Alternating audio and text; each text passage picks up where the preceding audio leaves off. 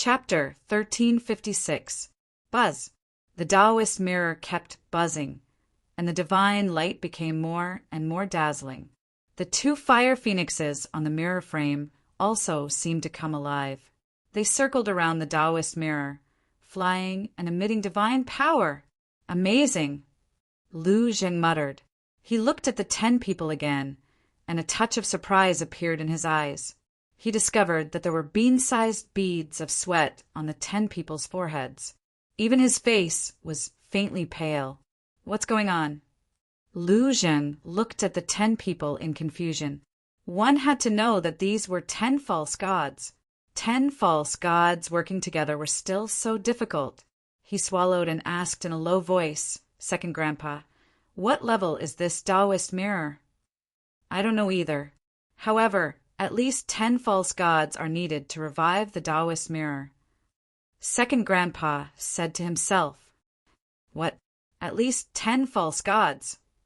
Lu Zheng was stunned, and his breathing became rapid. He muttered, "So it's much more powerful than Mu Qing's all-seeing eye?" "They can't be compared. The all-seeing eye is a fighting soul. Its power will continue to increase as its owner's cultivation level increases." Second Grandpa said. Lu Zheng said in surprise, "You mean Mu Qing's all-seeing eye will surpass the Taoist mirror sooner or later?" "That's inevitable." Second Grandpa nodded. Lu Zheng was speechless. He said, "It seems that we have to find a chance to get rid of this person. If there's a chance, it's best to get rid of him. Otherwise, this person will become our biggest enemy in the future. However, it won't be easy for him to surpass the Taoist mirror, because according to my research, the Taoist mirror should be a divine artifact of the same level as Changshui and the castle. Of course, this is just my guess. Maybe Changshui and the castle are of a higher level than the Taoist mirror." Second Grandpa laughed secretly. "Wait, are you sure that the Taoist mirror is of the same level as Changshui?" Lu Zheng frowned. "Why do you ask?" Second Grandpa was suspicious. "Last time in Wang Yangfeng's village, in order to kill the state preceptor, my younger cousin lent Changshui to Rin Duxing. At that time, Rin Duxing revived Changshui with just a wisp of his divine consciousness. But now the sky-stealing mirror needs 10 fake gods to be revived. Why does it seem like Changshui's level is lower than the sky-stealing mirror?" Lu Zheng was doubtful. "Are you sure that Rin Duxing has fully recovered?" Second Grandpa chuckled. "What do you mean?" Lu Zheng was stunned. "Changshui is not as simple as you think. When Ren Duxing revived Changshui, he probably didn't even have 1/10 of its power. Although this old man doesn't know exactly how strong Changshui is, this old man can determine that if he fully recovers, he should be able to destroy half of the Great Qin Empire, or perhaps even stronger." Second Grandpa said, "What?" Lu Zheng was dumbfounded and asked, "Can't the sky-stealing mirror do the same?" "No. Although the sky-stealing mirror can spy on everything, it's not very lethal. It's considered an auxiliary divine object. Of course, it's not without any lethality." Second Grandpa said, "I see." Lu Zheng looked at the sky-stealing mirror. Although it was only an auxiliary divine object, it was an invincible existence in today's world. If he could get it, thinking of this, he couldn't help but feel excited. Don't blame this old man for not telling you in advance. The sky-stealing mirror is the most precious treasure of the Lu family. If you dare to do anything to it— Second Grandpa smiled coldly, pointed at the 10 people, and said, "They will let you taste despair." "How dare I?" Lu Zheng smiled embarrassedly. Boom! Before he finished speaking, a mighty aura rushed out of the sky-stealing mirror. There seemed to be images flashing on the transparent mirror, but they were very blurry and couldn't be seen clearly. How could this be? The 10 people looked at the sky-stealing mirror, their faces full of shock. Second Grandpa also took a step forward and landed beside the old man in white. He said in a deep voice, The sky-stealing mirror has never had such a situation before. Could it be? That's right. The emperor must have used the divine order left by the previous emperor. The old man in white said. Is he crazy? For 10,000 years, no emperor has used the divine order because they all know that the divine order is the last life-saving talisman of the great Qin Empire. Has he never thought about how to protect the great Qin Empire when it faces a disaster in the future? Second Grandpa was furious. The old man in white looked at Second Grandpa and sighed. Our current emperor is a little selfish. The others also frowned. Lu Zhang noticed that the atmosphere was not right. He looked at the sky-stealing mirror and flew to Second Grandpa's side. He frowned and said, Second Grandpa, what's going on? It's a long story. In short, whether it's the sky-stealing mirror or the all-seeing eye, they can't find the emperor anymore. Second Grandpa said helplessly. This, Lu Zhang's face stiffened. Second Grandpa said, Go and tell Feiyong not to force himself too much. Follow his heart. Okay. Lu Zhang nodded. Bright Sky Palace. After Lu Zhang returned, he conveyed Second Grandpa's words to Qin Feiyong without missing a word. But he didn't say a word about the sky-stealing mirror. He only said that no one could find the emperor now. Qin Feiyong pondered for a while. Then he ignored the outside world and continued to copy the Xing character formula. Lu Zhang glanced at Qin Feiyong and then scanned the castle. Now, in the castle, in addition to Wang Yangfeng, the seal, and the thunder leopard, there was also the fire qilin. Ever since they rescued the fire qilin from the Mu family, it had been recovering. 10 days in the castle was 1 day outside. It was almost fully recovered now. A divine beast. Unfortunately, it's not what my Lu family wants. My Lu family only wants the divine beast fire phoenix. Lu Zhang looked at the fire qilin and muttered to himself. He also sat cross-legged on the ground and closed his eyes to meditate. In the ancient tower, the construction of the herb field was finally completed. Lu Hong, Dan Wangkai, Viper, Ren Wushuang Seahorse, and the others all came to the castle and continued to cultivate. As for the follow-up management of the herb field, Qin Feiyong handed it over to Old Master, Luo Qianxue, Yan Nanshan, and Lu Ji. Of course, this was proposed by the 4 of them, because they wanted to share some of the burden with Qin Feiyong. The construction of the Sky Tiger tribe was also nearing completion. It was worth mentioning that Wang Xiaojie and Mu Qin also fought with the beasts in the ancient tower all day long. Whether it was their temperament or courage, they were slowly changing, especially Wang Xiaojie. In order to enter the castle to cultivate as soon as possible, he was putting his life on the line. Time passed day by day just like that. Outside, 15 days had passed. Inside the ancient castle, a total of 150 days had passed. It was equivalent to 5 months. Boom! Early in the morning, Qin Feiyong finally completed the second stroke of the movement character formula. His cultivation soared to a 3-star combat emperor. According to the time in the outside world, the second stroke took 5 days more than the first stroke. It seems that the later strokes, the longer the time needed. Fortunately, the rules of time in the castle have changed. Otherwise, I don't know how long it would take for me to complete all the strokes of the movement character formula. Qin Feiyong muttered. He calmed his heart, restrained his aura, and continued to copy the third stroke. Lu Zhang was awakened by Qin Feiyong's aura. Seeing that Qin Feiyong had no intention of asking about the situation outside, he couldn't help but sigh in his heart and continued to cultivate. And these days passed. Not only Qin Feiyong, everyone's cultivation had improved, especially White-Eyed Wolf. Other than building the herb field, he had always been in seclusion cultivation. In addition, his talent was better than everyone else's. His current cultivation had already reached the level of a 2-star combat emperor. Anyway, its plan was to catch up to Qin Feiyong, no matter what. Although he didn't have the purple gold dragon blood and his speed wasn't as fast as Qin Feiyong's, he had more time than Qin Feiyong. because he didn't need to care about the outside world. He only needed to cultivate. In the blink of an eye, outside, another 10 days had passed. In addition to the previous 15 days, a total of 25 days had passed since the emperor went missing. Although 25 days had passed, everything in the imperial palace was normal. There were no disturbances in the imperial capital, because, whether it was the imperial tutor or old man Qin, they were both deliberately blocking the news of the emperor's disappearance. As for Lu Xingqian, he unexpectedly remained silent.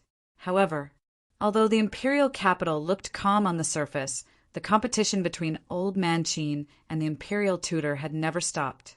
The imperial tutor tried his best to monopolize the power. Old man Qin tried his best to stop him. But in comparison, old man Qin wasn't as good as the imperial tutor, because the imperial tutor had the entire law enforcement palace behind him, as well as the Zhuge family and the current Empress Dowager. Moreover, the invincible Black Army was also basically under the imperial tutor's control. Old Qin, on the other hand, was alone. As for the commander of the Kirin army, neither side dared to offend him, so they had always had an attitude of not helping each other. Without anyone's help, how could old man Qin fight against the imperial tutor with his own strength? He was now in a terrible fix. During this period, he also went to the Bright Heaven Palace to look for Qin Feiyang several times, because now only Qin Feiyang could keep the imperial tutor in check. But every time he returned empty-handed. Not to mention seeing Qin Feiyang, he didn't even hear Qin Feiyang's voice. What should I do? Every night, old man Qin stood alone in the sky above the pagoda, frowning and sighing. Although he knew that the emperor wasn't dead, for some reason, he didn't dare to say it. On the morning of the 26th day of Qin Feiyang's seclusion, early in the morning, outside the Golden Imperial Palace, hundreds of people came one after another. They were the civil and military officials of the great Qin Empire. The various marquises were also there. They gathered outside the Golden Imperial Palace, whispering and discussing in low voices, and most of them were questioning voices. The head eunuch walked out of the Golden Imperial Palace and asked suspiciously, "Why are you all here?" Head eunuch, last time you said that His Majesty was unwell and let us handle the matters at hand. But now it's been almost a month. Why hasn't His Majesty come to court yet? Where is His Majesty feeling unwell? Can you let us see His Majesty? The civil and military officials spoke one after another. No matter what, as time passed, it would definitely arouse suspicion. I'm afraid that won't do. The head eunuch shook his head. He looked calm on the surface, but he couldn't help but panic in his heart. Paper can't wrap fire, this was a famous saying. Chapter 1357. Why not? His Majesty hasn't appeared for so long. We care about him and just want to meet him. Steward, tell us honestly, is there something you're hiding from us? Hearing the words of the head eunuch, the civil and military officials were enraged. His tone also became aggressive. Seeing this, the head eunuch became more and more flustered, not knowing how to deal with it. We must see His Majesty today. Yes, if we don't see His Majesty, we will stand here and not leave. A portion of the people said angrily. They were all old officials of the Great Qin Empire. Although their status in the Great Qin Empire was not comparable to the various marquises, they were still loyal to the emperor. Everyone, it is His Majesty's order to not see everyone. Why make things difficult for the steward? Suddenly, a faint laughter rang out, and Zhuge Wuhou appeared out of thin air in front of the throne room. Seeing Zhuge Wuhou's arrival, the head eunuch seemed to have grabbed onto a life-saving straw. He ran in front of Zhuge Wuhou and said in a low voice, "These people are already suspicious. Quickly help me deal with them." Zhuge Wuhou secretly said, "Don't worry, I came here to help you deal with them." The head eunuch heaved a sigh of relief. "Zhuge Wuhou, His Majesty hasn't attended the morning court for so many days. Aren't you worried at all?" Someone looked at Zhuge Wuhou and said, "This person was also a marquis. His name was Xiao Wuhou, but his strength was much weaker than Zhuge Wuhou." Zhuge Wuhou looked at Xiao Wuhou, and a cold light flashed in his old eyes. He sighed. "This marquis is naturally worried." Xiao Wuhou said, "Then why are you still speaking up for the steward?" "I just said that it was His Majesty's order to not see everyone. What's the use of making things difficult for the steward?" Zhuge Wuhou said. Xiao Wuhou said, "We are not making things difficult for the steward. We just want to see His Majesty with our own eyes and confirm His Majesty's safety." Zhuge Wuhou's face immediately darkened as he said angrily, "Xiao Wuhou, what do you mean by that? Could it be that there is someone in the imperial palace who dares to plot against His Majesty?" Xiao Wuhou's expression changed, and he hurriedly said, "That's not what I meant." "Then what do you mean?" Zhuge Wuhou's eyes darkened, seeing that Zhuge Wuhou's aura was becoming more and more oppressive. Xiao Wuhou's eyes were also filled with anger as he said, "What? Is it wrong for me to be concerned about His Majesty?" "That's right, but please don't talk nonsense. It will cause panic.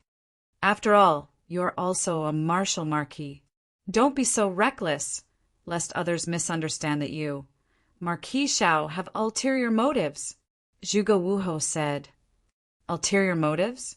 This marquis only wanted to see His Majesty, yet you're obstructing me in every way possible. If there's anyone with ulterior motives, it's you." Marquis Xiao shouted. "Marquis Xiao, please pay attention to your words." Zhuge Wuhou was furious. Just as the two of them were about to explode in anger, a figure descended from the sky above the throne room. He was wearing a dragon robe and a dragon crown on his head. His entire body was exuding an extremely majestic aura. Who else could it be but the Emperor? "Your Majesty." The head eunuch was overjoyed. He quickly flew to the front of the Emperor and bowed. "Your Majesty." "Greetings, Your Majesty." The officials below also knelt and kowtowed, including Marquis Zhuge. However, in Marquis Zhuge's heart, he was extremely bewildered. Wasn't the Emperor already killed? Why did he suddenly come back? And from the looks of it, there was no trace of injury. "All of you rise." The Emperor swept his gaze across the crowd of officials, and an inexplicable light flashed in his eyes. He then entered the throne room and sat on the dragon throne right above. The civil and military officials also entered the throne room one after another, neatly lining up on both sides of the hall below. "Your Majesty, I heard that you were unwell. Are you better now?" Marquis Xiao took a step forward and asked with concern, "I'm fine now. Thank you for your concern, Marquis Xiao," the Emperor said with a faint smile. Marquis Xiao heaved a sigh of relief and said respectfully, "Your Majesty's words are too serious. Caring for Your Majesty is your subjects' duty and responsibility." The Emperor nodded and waved his hand. Marquis Xiao bowed and consciously retreated to his original position. Another minister walked out from the crowd and stood in the middle of the hall. He bowed and said, "Your Majesty, there have been a lot of official matters piled up these days." This old minister. But before he could finish, the Emperor waved his hand and said, "We'll talk about official matters later. Leave first. I have something to announce." "Yes."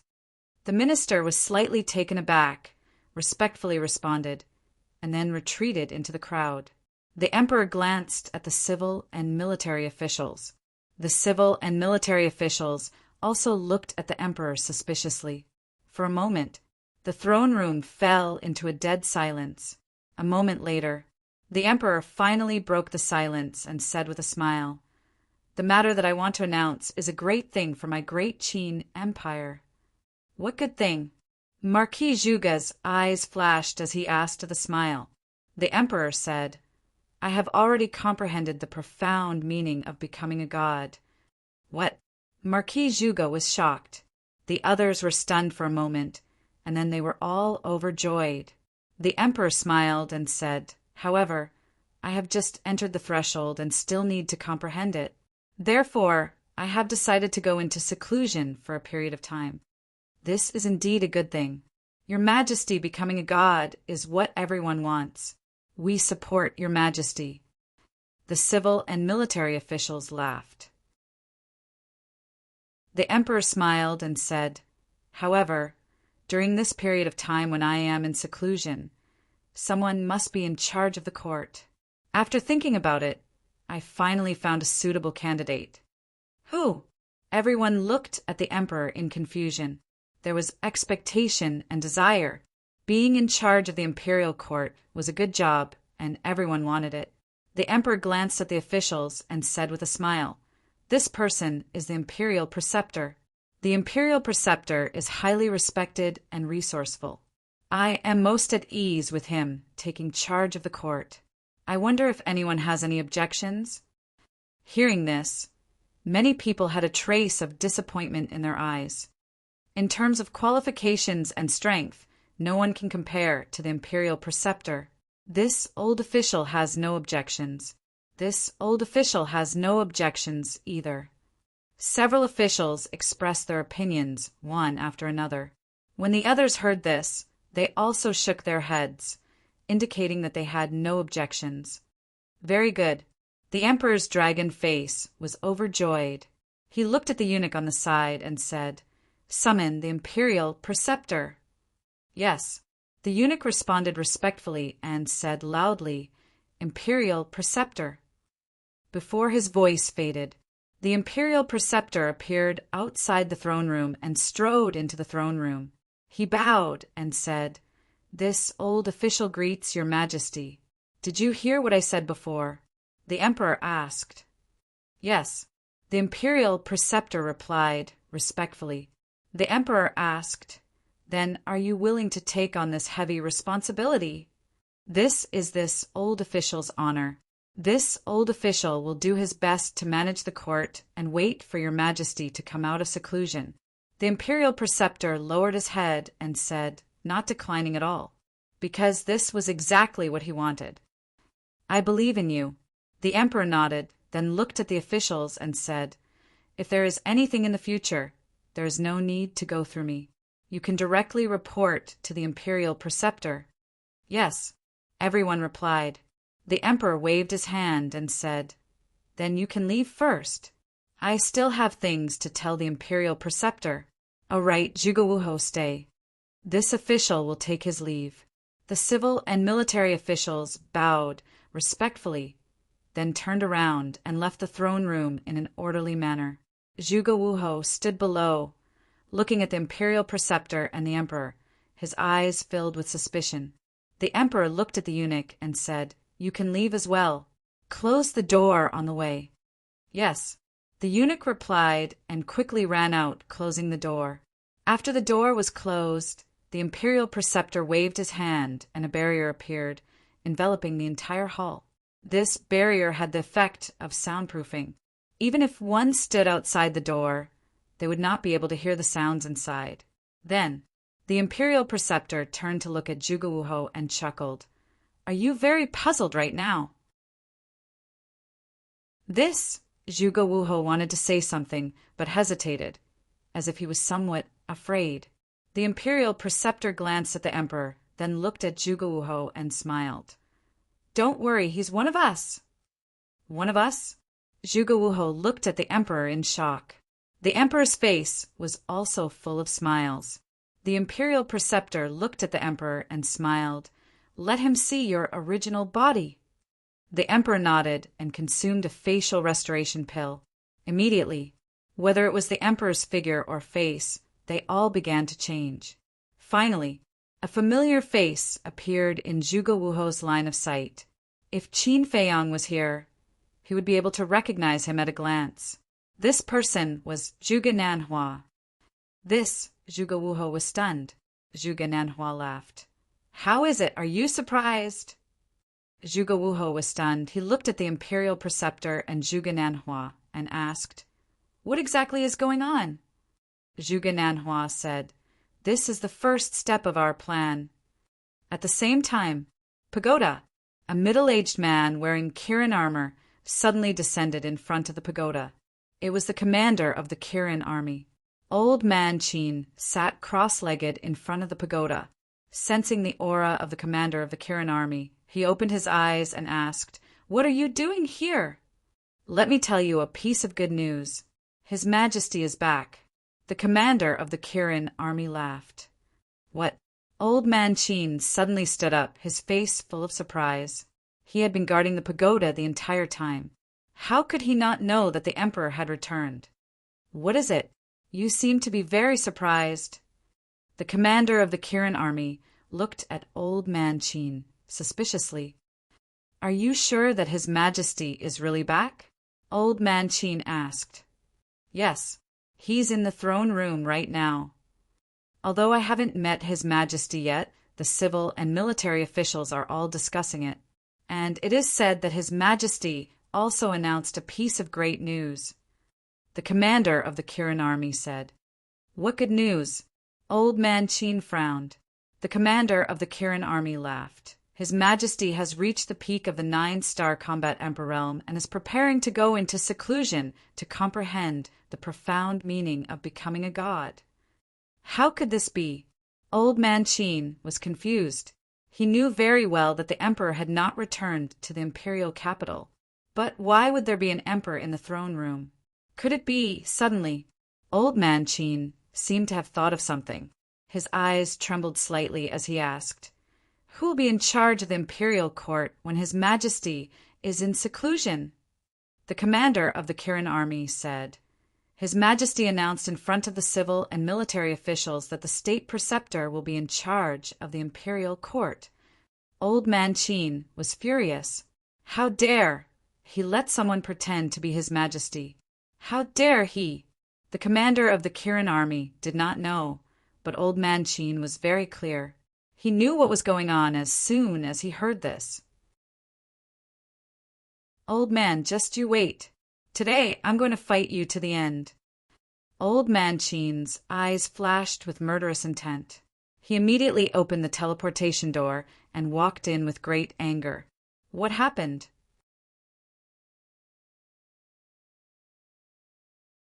Chapter 1358. At the same time, Qin Feiyang also received the news. Of course, it was Yan Wei who told him, but Qin Feiyang didn't say anything, nor did he intend to ask. He continued to copy the Xing formula. Looking at Qin Feiyang's performance, Lu Zheng sighed. His heart was filled with helplessness. It seemed that this time, this little cousin of hers had already steeled his heart to not care. Outside the throne room, the civil and military officials had already left, leaving only the eunuch outside the door. Shua! Suddenly, Old Man Chin and the commander of the Kirin army arrived.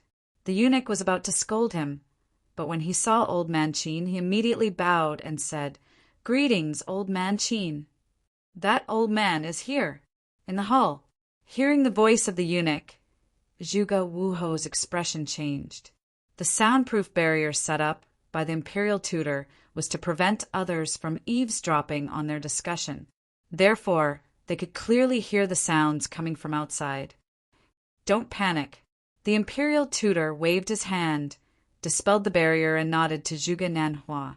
Zhuge Nanhua understood and immediately took an illusory form pill, turning into the appearance of the emperor. Outside, Old Man Chin glanced at the eunuch, walked to the door and kicked it open.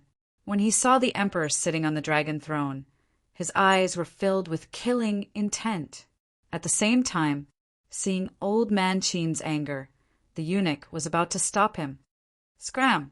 Old Man Chin suddenly shouted angrily, and a wisp of divine might rushed over. The eunuch quivered and quickly turned around to run. What is going on?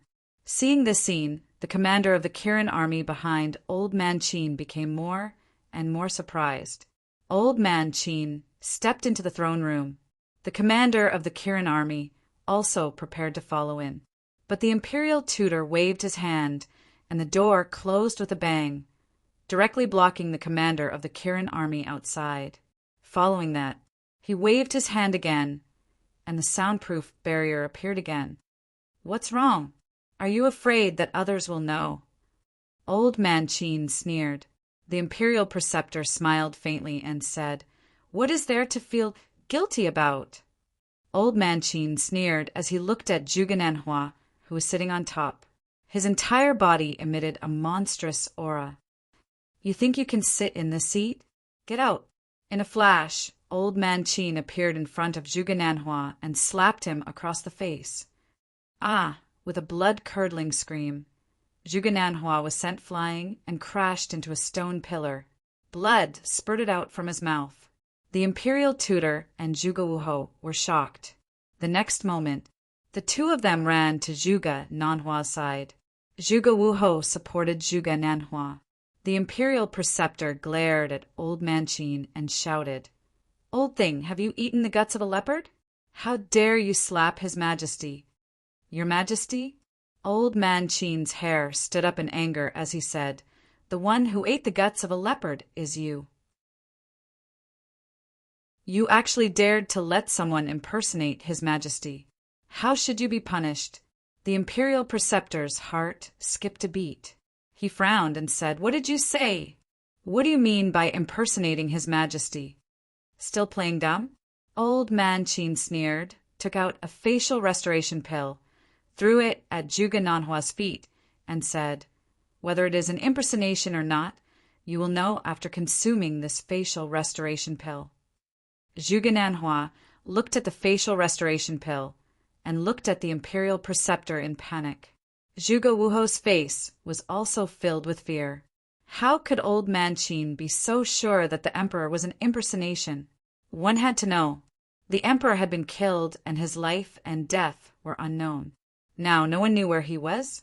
However, the moment Old Man Qin entered the room, he immediately concluded that the emperor in front of him was an impersonator. This was too strange. Could it be, suddenly, the imperial preceptor, Zhuge Wuhou, and Zhuge Nanhua's eyes trembled at the same time. Could it be that Old Man Qin knew where the real emperor was? What are you waiting for? Quickly consume the facial restoration pill. True gold is not afraid of fire. If you are really His Majesty, this old man is willing to die for my previous recklessness. Old Man Qin shouted. Looking at Old Man Qin's sinister eyes, Zhuge Nanhua's heart was filled with panic, and his body couldn't help but tremble. Ha ha! The imperial preceptor raised his head and laughed out loud. Old Man Qin's gaze turned and landed on the imperial preceptor. His old eyes were filled with bone-piercing, killing intent. The imperial preceptor stopped laughing and looked at Old Man Qin. Since you have been discovered, then there is no need to hide anymore. Consume the facial restoration pill. Zhuge Nanhua nodded, grabbed the facial restoration pill, and threw it into his mouth. Very quickly, his true appearance was restored. Seeing this, Old Man Qin clenched his fists and said coldly, You guys are really daring! Wrong. The one who is daring is you, because you are the one who kidnapped the emperor. Hurry up and tell me, where is the emperor now? The imperial preceptor shouted. Heard of it. Old Man Qin's body stiffened as he cursed in his heart. In a moment of anger, he had actually overlooked this point. Without even asking, he directly attacked Zhuge Nanhua. Wouldn't this expose the fact that he knew the whereabouts of the emperor? No, he couldn't admit it. Old Man Qin muttered to himself, looked at the imperial preceptor and sneered. After being together for so many years, this old man only realized now that you are actually such a shameless person. What do you mean?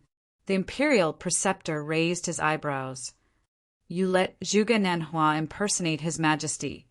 But in the end, this old man saw through it and wanted to bite back, saying that this old man kidnapped His Majesty and wanted to kill this old man. How can your heart be so vicious? Old Man Qin shouted angrily. A bunch of nonsense. The imperial preceptor also glared at him. Don't talk nonsense. Impersonating His Majesty will lead to the extermination of 9 generations. Immediately bring Zhuge Nanhua and Zhuge Wuhou. Follow this old man to the back mountain of the imperial palace, and wait for Emperor Hong to deal with them. Old Man Qin said. Emperor Hong. Hearing this name, Zhuge Nanhua and Zhuge Wuho's bodies and minds trembled, and their eyes were filled with despair. Emperor Hong, the imperial preceptor muttered. But suddenly the imperial preceptor smiled playfully, looked at Yiglao and mocked. Exterminate 9 generations? Don't be so naive. I'll tell you the truth. This imperial preceptor has already obtained the permission of Emperor Hong to do this. What? Old Man Qin's body stiffened, and he said in shock and anger, How is that possible? Obtain the permission of Emperor Hong? Zhuge Wuho and Zhuge Wuho were also stunned, and then hurriedly looked at the imperial preceptor and asked, Is this true? The imperial preceptor nodded. The 2 of them were overjoyed, and their suspended hearts were finally put down.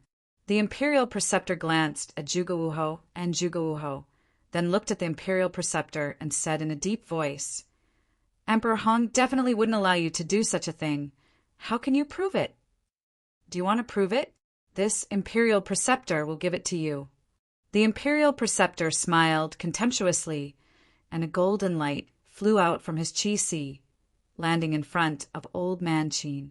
It was a piece of golden paper, as if it was cast from gold, flickering with divine light.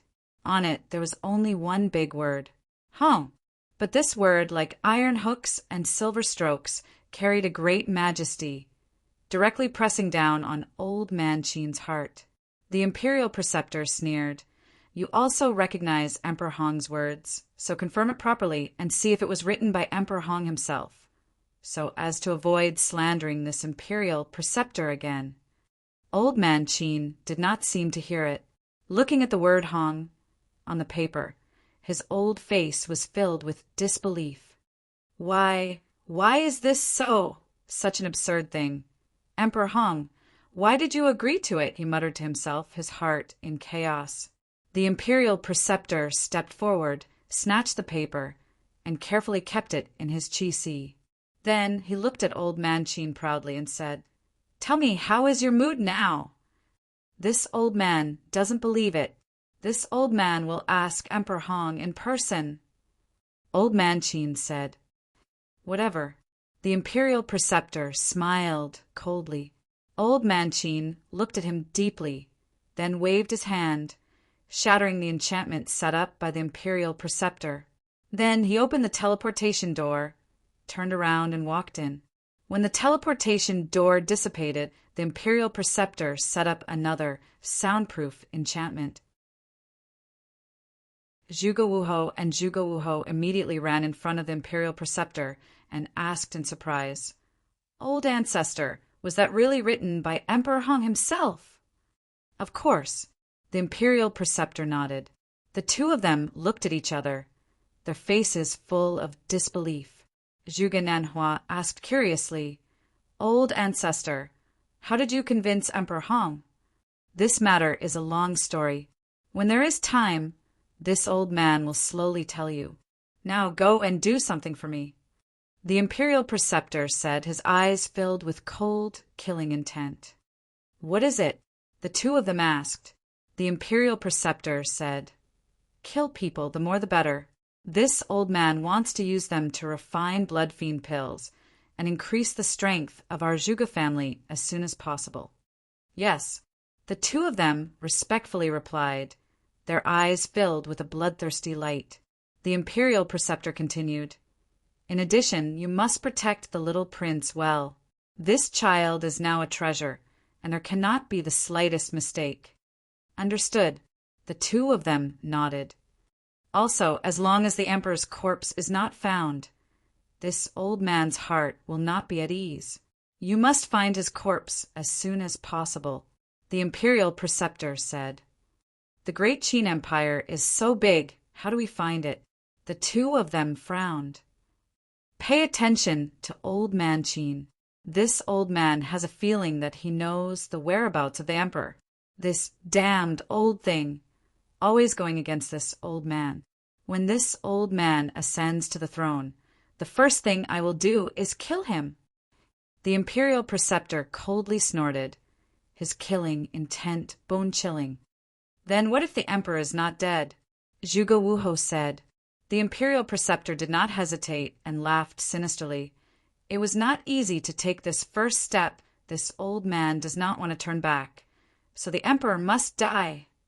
Zhuge Wuho and Zhuge Wuho looked at each other, bowed to the imperial preceptor, and turned to walk in front of the barrier. The imperial preceptor waved his hand, and a door of light appeared on the barrier. The two of them walked out of the door of light, opened the teleportation door, and left together. The imperial preceptor waved his hand again, and the door of light quickly closed. Then he turned around and looked at the dragon throne above. After a moment of silence, he walked towards the dragon throne step by step, and a smile appeared on his old face. As he got closer, the smile on his face became brighter and brighter. Finally, he stood in front of the dragon throne, stretched out his old hand, and gently stroked the armrest of the dragon throne. Gradually, his arm couldn't help but tremble. At this moment, a strong desire crawled up in his eyes. Suddenly, the imperial preceptor turned around and sat upright on the dragon throne, looking down at the hall below with a blazing gaze. In a trance, he seemed to have already seen the scene of all the civil and military officials kneeling down and worshipping him. The first step has been successful. Next is the second step. Just wait, it won't be long before the great Qin Empire changes its name. My Zhuge family will eventually rule this territory. And I, Zhuge Xinyan, will also replace Qin Batian and become the #1 emperor of all time. Those who obey me will prosper. Those who oppose me will die. Huh.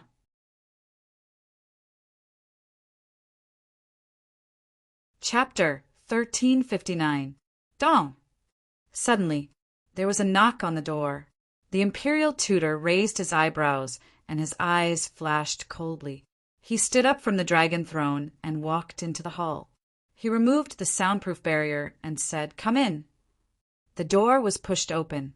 The commander of the Kirin army stood outside the door and scanned the hall suspiciously. "What's the matter, Commander?" The imperial tutor smiled. The commander of the Kirin army quickly entered the hall and bowed. "Greetings, imperial tutor. May I ask where His Majesty is?" The imperial tutor said, "His Majesty has gone into seclusion to cultivate. You can report to me if there's anything." "Nothing much. It's just that I haven't seen His Majesty for a long time, and I miss His Majesty." The commander of the Kirin army smiled. The imperial tutor smiled and said, "The commander is loyal to His Majesty. It's really a blessing for the great Qin." But there was a trace of killing intent in his smile. In fact, a long time ago he personally looked for the commander of the Kirin army and wanted to recruit him as his confidant. After all, the commander of the Kirin army controlled the entire Kirin army. If he could recruit the commander of the Kirin army and the invincible Black Army, then the entire imperial palace would be under his control.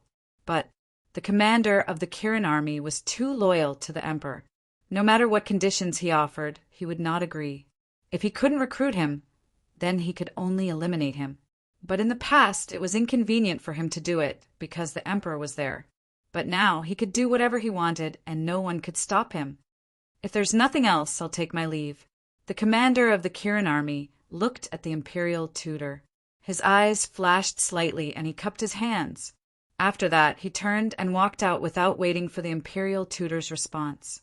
He was so eager to leave, not because he saw the killing intent in the imperial tutor's eyes, but because he felt uncomfortable being alone with the imperial tutor. "Wait." The imperial tutor looked at the back of the commander of the Kirin army and suddenly said. The commander of the Kirin army froze. He looked back at the imperial tutor and asked, "Do you have any other orders?" "Do you remember what I told you before? Now I'll give you another chance. As long as you follow me, I'll let you enjoy endless glory and wealth." The imperial advisor said, "My lord, this is the throne room. Isn't it inappropriate to talk about this in the throne room?" The Kirin army commander narrowed his eyes and asked cautiously, "Haha, The Imperial Preceptor laughed and shook his head. You're too naive. Since you can't be used by me, then I can only... The Kirin army's commander felt a strong sense of uneasiness before the Grand Master could finish his words. Without any hesitation, he turned and rushed out of the door. You want to leave? The Grand Master's face was full of sarcasm. His divine power was like a waterfall, directly imprisoning the commander of the Kirin army in the void. Imperial Tutor, this is the Imperial Palace. What do you want to do? The commander of the Kirin army shouted. Since you won't obey, then this Imperial Preceptor can only kill you to prevent you from becoming an obstacle to this Imperial Preceptor in the future. The Imperial Preceptor's eyes were brimming with undisguised killing intent. He had heard of it. The commander of the Kirin army's heart sank. The Imperial Preceptor raised the corner of his mouth and raised his arm. The false god power surged at the tip of his index finger. Feeling the terrifying killing intent, the commander of the Kirin army felt a chill down his spine. He couldn't help but feel despair. He shouted, I surrender. That's more like it. This Imperial Preceptor likes people like you who can adapt to the situation. The Imperial Preceptor laughed proudly and formed a seal with both hands. The Blood-Soul Technique was formed. Blood-Soul Technique. The commander of the Kirin army's expression changed. Although the Blood-Soul Technique was a secret technique, he knew a thing or two about it. Whoosh! The mark formed by the Blood-Soul Technique entered the body of the commander of the Kirin army. Ah! The commander of the Kirin army screamed in pain. The Imperial Preceptor looked at the commander of the Kirin army with a smile on his face. Currently, he controlled the Tribunal Council and the invincible Black Army. Now that he had the Kirin army, the Great Qin Empire was basically in his pocket. But just as the Imperial Preceptor was feeling complacent, a sudden change occurred. The Imperial Preceptor's body shook violently as he spat out a mouthful of blood. The majesty that imprisoned the commander of the Kirin army also dissipated in an instant. The commander of the Kirin army flew into the air without hesitation and fled in panic. But in his heart he was extremely surprised. What was going on? He clearly felt that he was about to be controlled by the Imperial Preceptor's Blood-Soul Technique. But a mysterious force suddenly appeared in his mind and instantly destroyed the Imperial Preceptor's Blood-Soul Technique. How is this possible? In the throne room, the Imperial Preceptor's face was filled with disbelief. Wait, this situation is exactly the same as when I controlled Lei Bao. Could it be related to Qin Feiyang again? Damn little bastard, you dare to ruin this Imperial Preceptor's plans again and again. This Imperial Preceptor will not let you off. The Imperial Preceptor roared in his heart. He then flew out of the hall and stood in the air above the throne room, scanning the surroundings. Soon, he found the commander of the Kirin army. He suddenly found that the commander of the Kirin army was heading in the direction of the Bright Sky Palace. To the Bright Sky Palace. Could it be that the commander of the Kirin army has already surrendered to Qin Feiyang? The Imperial Preceptor raised his eyebrows and did not pursue, because once he left the throne room, he would not dare to attack the commander of the Kirin army again. After all, the commander of the Kirin army held great power and had an important position in the imperial capital. If he were to be killed in public, it would arouse criticism from others. Most importantly, it would attract the attention of those old monsters in the back mountain of the imperial palace. This was not a good thing for the Imperial Preceptor. Of course, he was not worried that the commander of the Kirin army would spread the news, because the commander of the Kirin army knew his methods. He also knew that even if he spread the news, not many people would believe him. Qin Feiyang opened the door. I have something to see you. Bright Sky Palace. The commander of the Kirin army panted as he landed in front of the palace and knocked hard on the door. Qin Feiyang heard it from inside the castle, but he turned a deaf ear. Bang! The commander of the Kirin army was burning with anxiety. He opened the door with a palm, only to see that it was empty inside. He ran into the main hall and closed the door, shouting, "I know you are in the castle. Come out quickly. I really have something important to tell you." However, inside the main hall, there was still a dead silence except for the commander of the Kirin army's roar. Back mountain of the imperial palace, at a certain mountain stream, there was a dense fog and a cold wind blew. It seemed unfathomable. An old man with white hair walked out of the fog. It was old Qin, but at this moment, he staggered and his eyes were lifeless. His 2 arms hung weakly as if he had lost his soul. "What should I do?" he muttered to himself, his old face full of helplessness. He continued to walk like a walking corpse. Unknowingly, he left the back mountain and entered the imperial palace. Unknowingly, he came to the front of the bright sky palace. Qin Feiyang has already left. What is this old man doing here? The sins of heaven can be forgiven, but the sins brought on by oneself are the hardest to bear. The situation today is all caused by this old man. If this old man was not careless and let His Majesty use the divine order from the beginning, how could things be like today? Old Qin shook his head and laughed at himself. He was ready to leave. "Qin Feiyang, please come out and see me, okay?" Suddenly, the voice of the commander of the Kirin army came from the bright sky palace, and old Qin was slightly stunned and turned to look at the closed door. Why was the commander of the Kirin army inside? Old Qin walked to the door with doubts and pushed it open. The commander of the Kirin army thought it was Qin Feiyang and was overjoyed. But it was old Qin. Old Qin entered the main hall and asked, "What are you doing here?" "Close the door first," the commander of the Kirin army said. Old Qin turned around and closed the door. He then looked at the commander of the Kirin army and said, "Looking at your anxious look, did something happen?" The commander of the Kirin army said in a deep voice, "Just now in the throne room, the imperial advisor was going to kill me." "What?" Old Qin's body stiffened and said angrily, "How dare he kill the commander personally appointed by His Majesty? Does he still have the law in his eyes?" The commander of the Kirin army said, "When His Majesty was here, he restrained himself. But now that His Majesty is dead, I'm afraid that the law is useless in his eyes.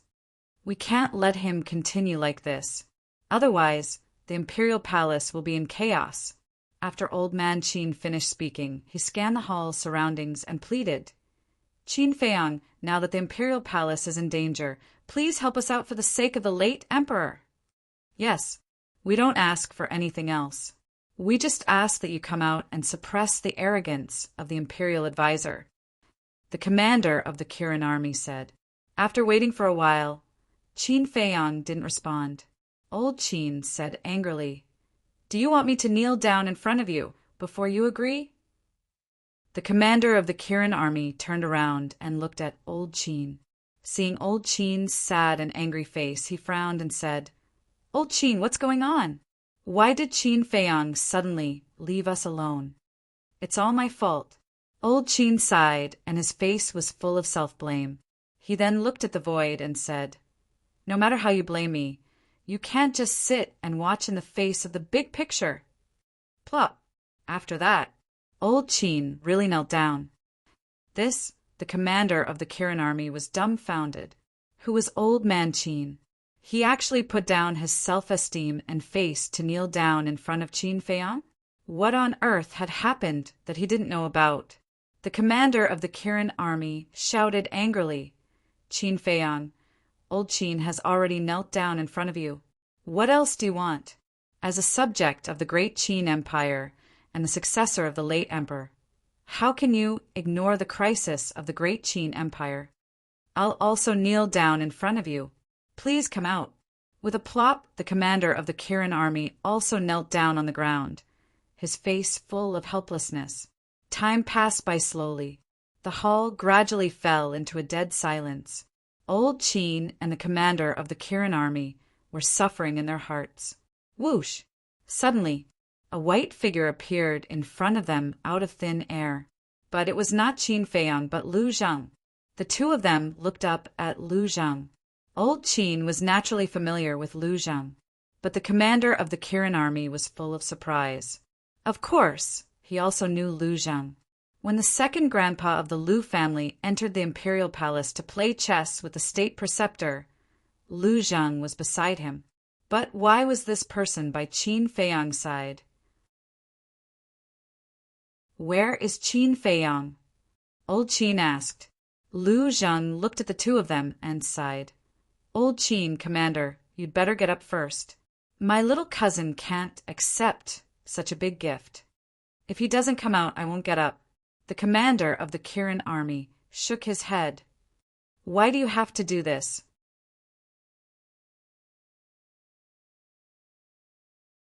Chapter 1360. What? The commander of the Kirin army was shocked. He turned to look at Elder Qin and asked, Do you know where His Majesty is? Elder Qin smiled bitterly and shook his head. I don't know. Elder Qin, don't treat us like fools, okay? You helped His Majesty plot against my cousin. How could you not know? Lu Zhang sneered.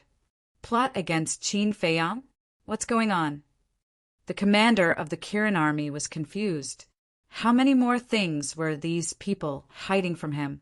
Elder Qin said, I admit that I was wrong, but His Majesty didn't tell me where he was going before he left. Really? Lu Zhang asked. Once a person lost his integrity, it was difficult to trust him again. Elder Qin said, I swear that if I lie, I'll be destroyed. Lu Zhang furrowed his brows. He dared to make such a vicious oath.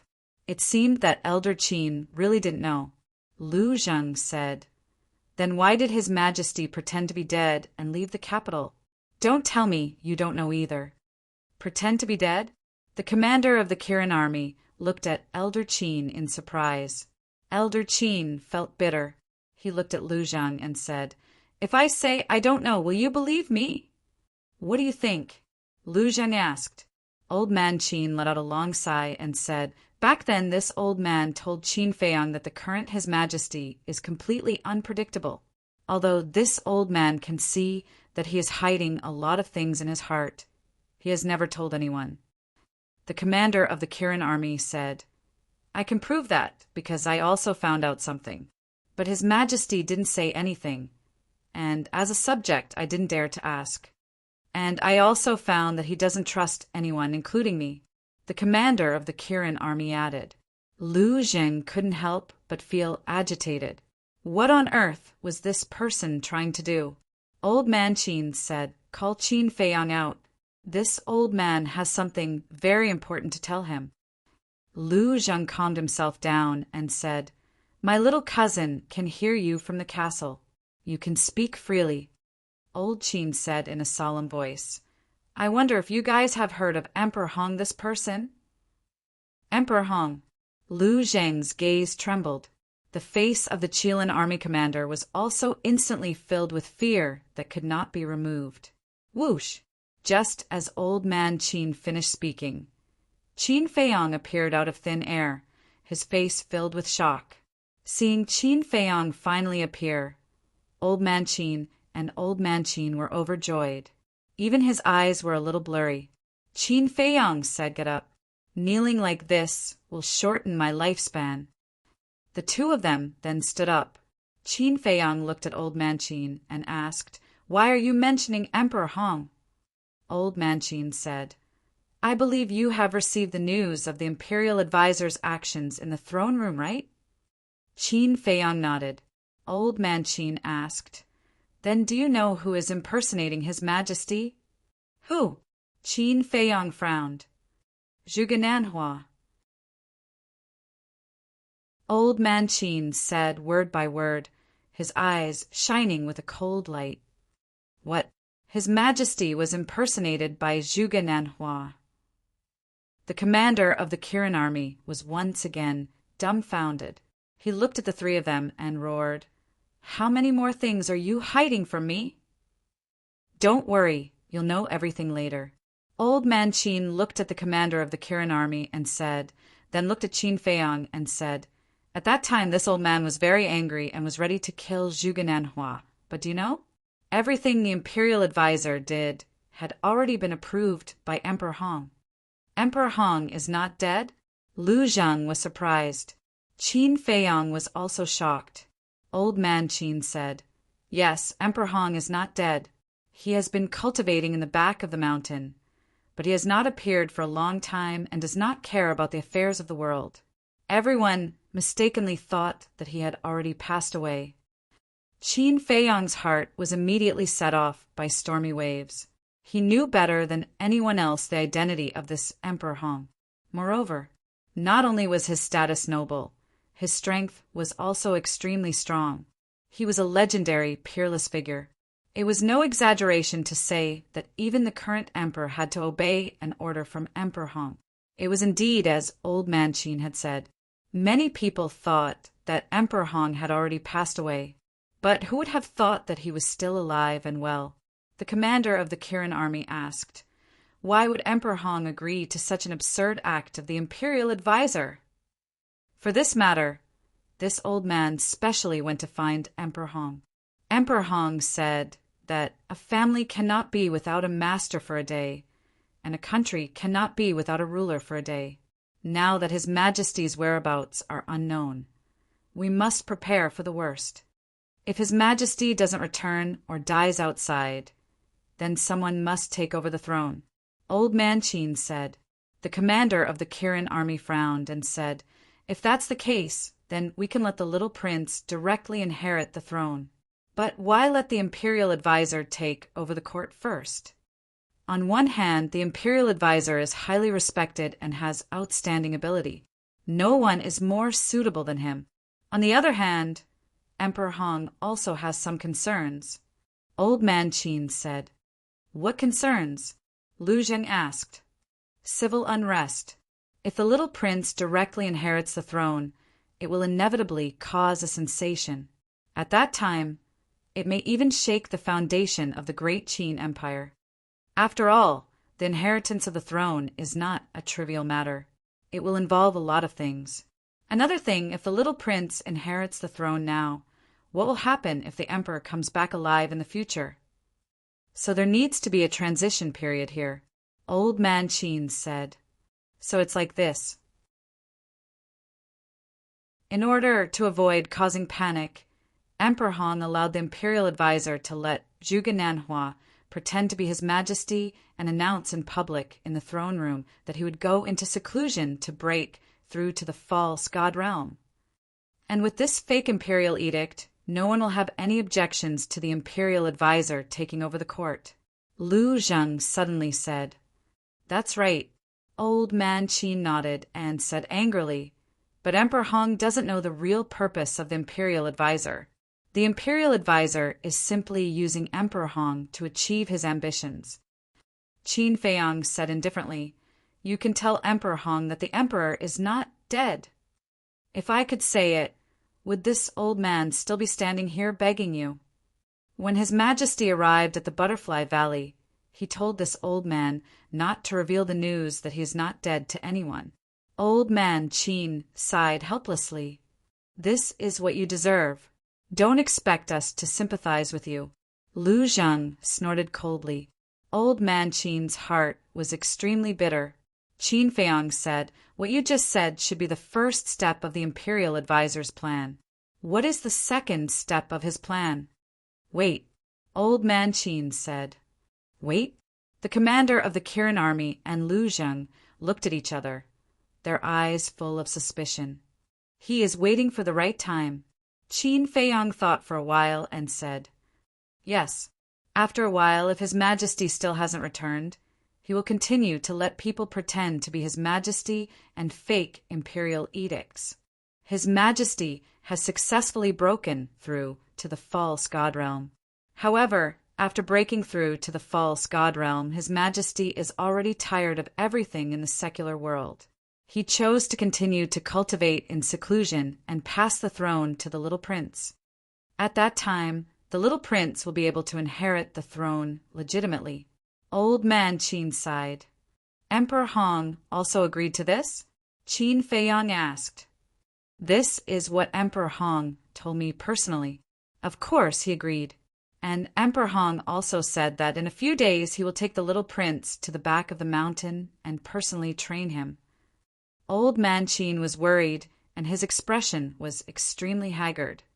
Little prince, Qin Feiyang murmured and said with a smile, I have no objections to letting the little prince inherit the throne. Old Man Qin's expression froze, and he said angrily, You know that His Majesty is not dead and you still say such things. Isn't that too much? Besides, do you think that the imperial advisor will really support the little prince? He's just using the little prince. In other words, the little prince is purely a puppet. In the end, he will definitely die in the hands of the imperial advisor. Old Man Qin was furious. He never thought that Qin Feiyang would actually agree with the little prince inheriting the throne. Of course I know. But I'm more willing to see what expression the emperor will have when he returns and finds that his own son has replaced him and sat on the throne of the emperor. Qin Feiyang joked. Little cousin, don't forget the imperial jade seal. The imperial jade seal must be in the hands of the emperor now. As long as the imperial jade seal is still there, no one can take away his throne. Lu Zheng said, My original thoughts were the same as yours, but when I found out that Emperor Hong was not dead, I changed my mind. Do you know why? Because, as Old Man Qin said, the inheritance of the emperor's throne is related to the foundation of the country. If the little prince really ascends to the throne, Emperor Hong will not allow the emperor to ascend to the throne again, because this is too childish. Although the emperor has the imperial jade seal in his hands, it doesn't mean much, because as long as Emperor Hong says a word, he will obediently hand it over, unless he can rush back to the imperial capital before the little prince inherits the throne. Otherwise, no matter how he struggles, he will lose everything forever. Qin Feiyang sneered. When Old Man Qin heard these words, his gaze trembled slightly. He actually didn't think of this point. Lu Zheng frowned and said, Then the little prince inherits the throne. He will need the imperial jade seal, right? Isn't that simple? They even dare to pretend to be the emperor. How difficult is it to forge an imperial jade seal? Qin Feiyang said indifferently. Old Man Qin's gaze trembled, and he hurriedly said, Qin Feiyang, you can't treat your father like this. Although he did do a lot of things to let you down, as a son, can't you be a little more magnanimous? Magnanimous? Have you ever tasted the feeling of being abandoned and living a life worse than death? Have you ever tasted the despair of falling from heaven to hell overnight? Have you ever tasted the pain of being hurt by the father you respect and rely on the most? Have you ever tasted the torture of not being able to recognize your mother even though she's right in front of you? You haven't. Then may I ask, what qualifications do you have to talk to me about these principles here? Qin Feiyang roared, his eyes bloodshot. Old Man Qin fell silent. Actually, when I first returned to the imperial capital, if he was willing to tell me the reason, even if he had made 1,000 mistakes, I would have forgiven him. But he didn't. Not only did he not, but he continued to hurt me. The most unforgivable thing is that he actually hurt Mother. Do you know? Every time I think of what happened to Mother all these years, my heart feels like it's stabbed with a knife, bleeding and hurting. How I wish that the person who suffered in the imperial palace was me, not Mother.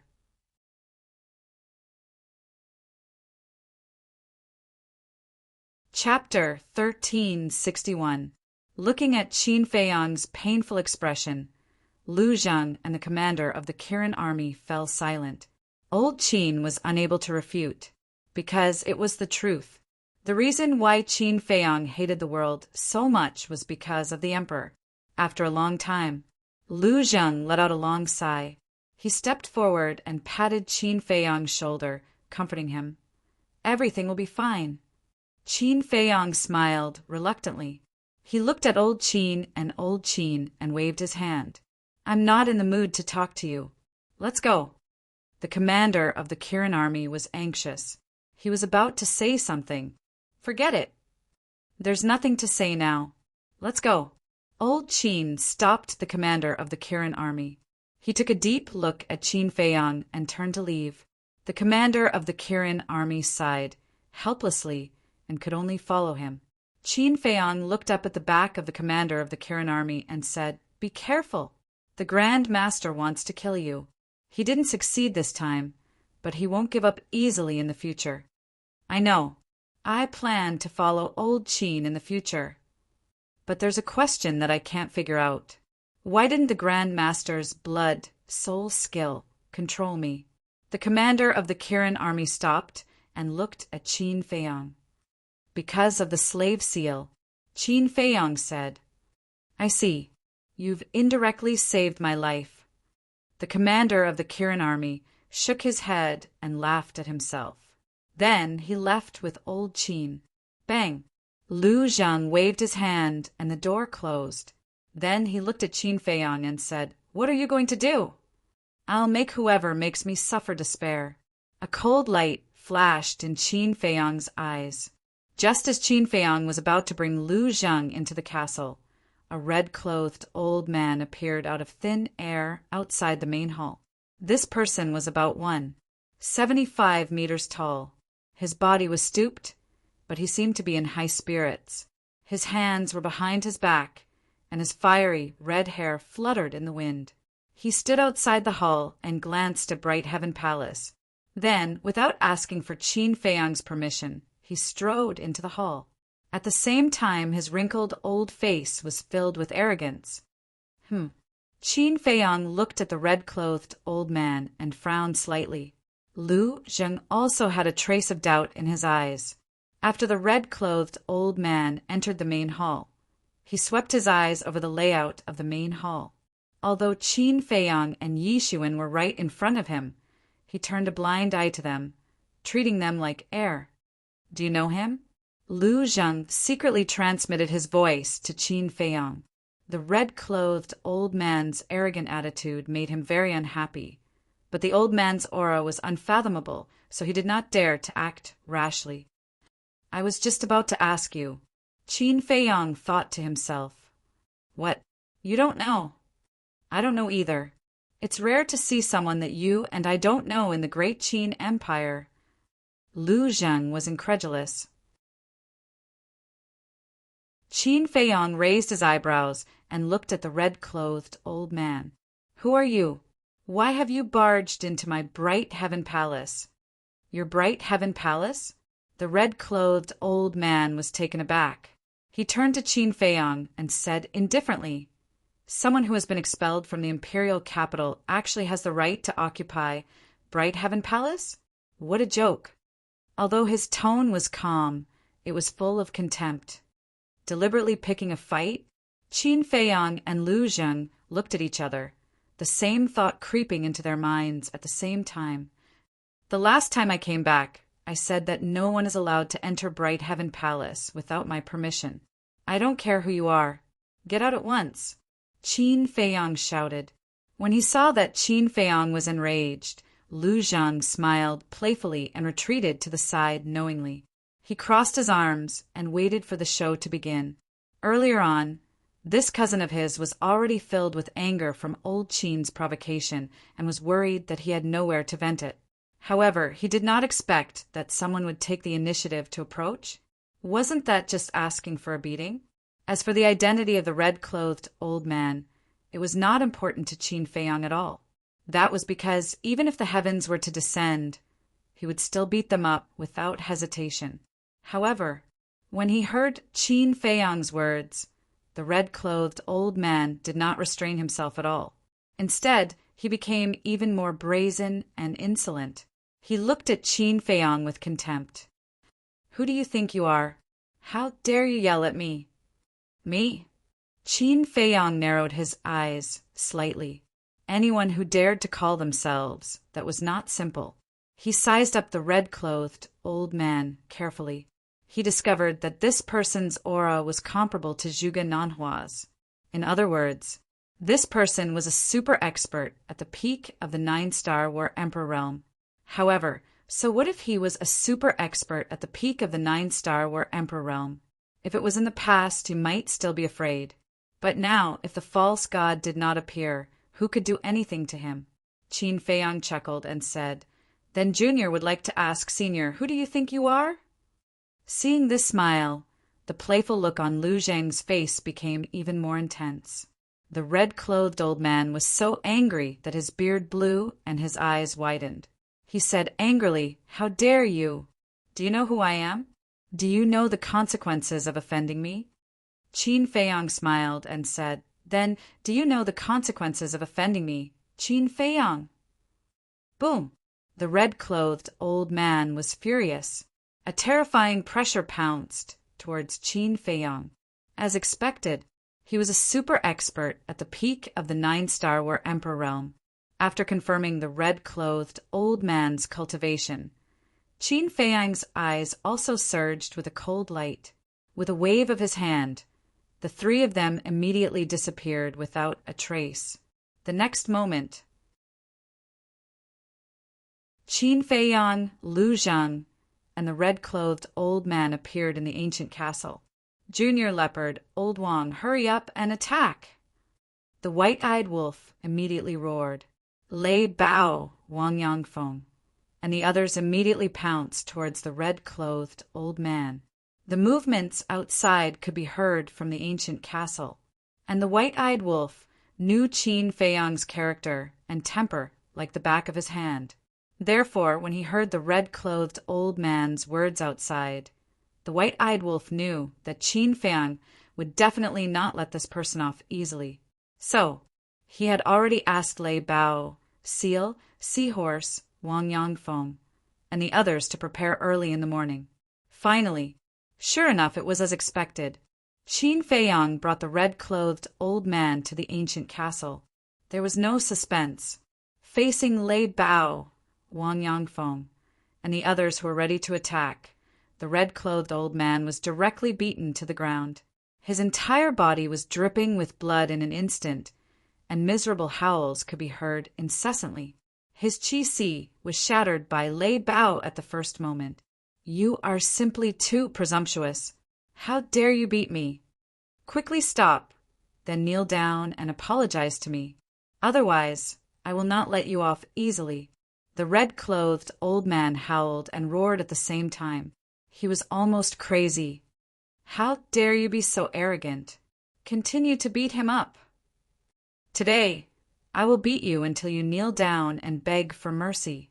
The white-eyed wolf shouted. Wang Yangfeng and the others looked at each other and silently retreated to the side. Because they were all old people, they were somewhat unable to do such a thing as bullying the young with numbers. But Lei Bao, Seal, and Seahorse were all shameless people. They did not care so much. They would beat him up first. "It hurts. Stop beating him." Accompanied by the miserable screams that sounded like a pig being slaughtered, the red-clothed old man's nose and eyes were swollen in a short while. His whole body was covered with bruises, and he was in an extremely sorry state. And Qin Feiyang, with his hands behind his back, stood at the side like a sharp sword, his face shining with a cold light. Lu Zhang leaned against the wall at the side, crossed his arms in front of his chest, and looked at the red-clothed old man gloatingly. "Qin Feiyang, if you don't make them stop, I can guarantee that you will regret it for the rest of your life." The red-clothed old man had been beaten to the point that he could not get up from the ground, but he was still so arrogant. He raised his head and looked at Qin Feiyang.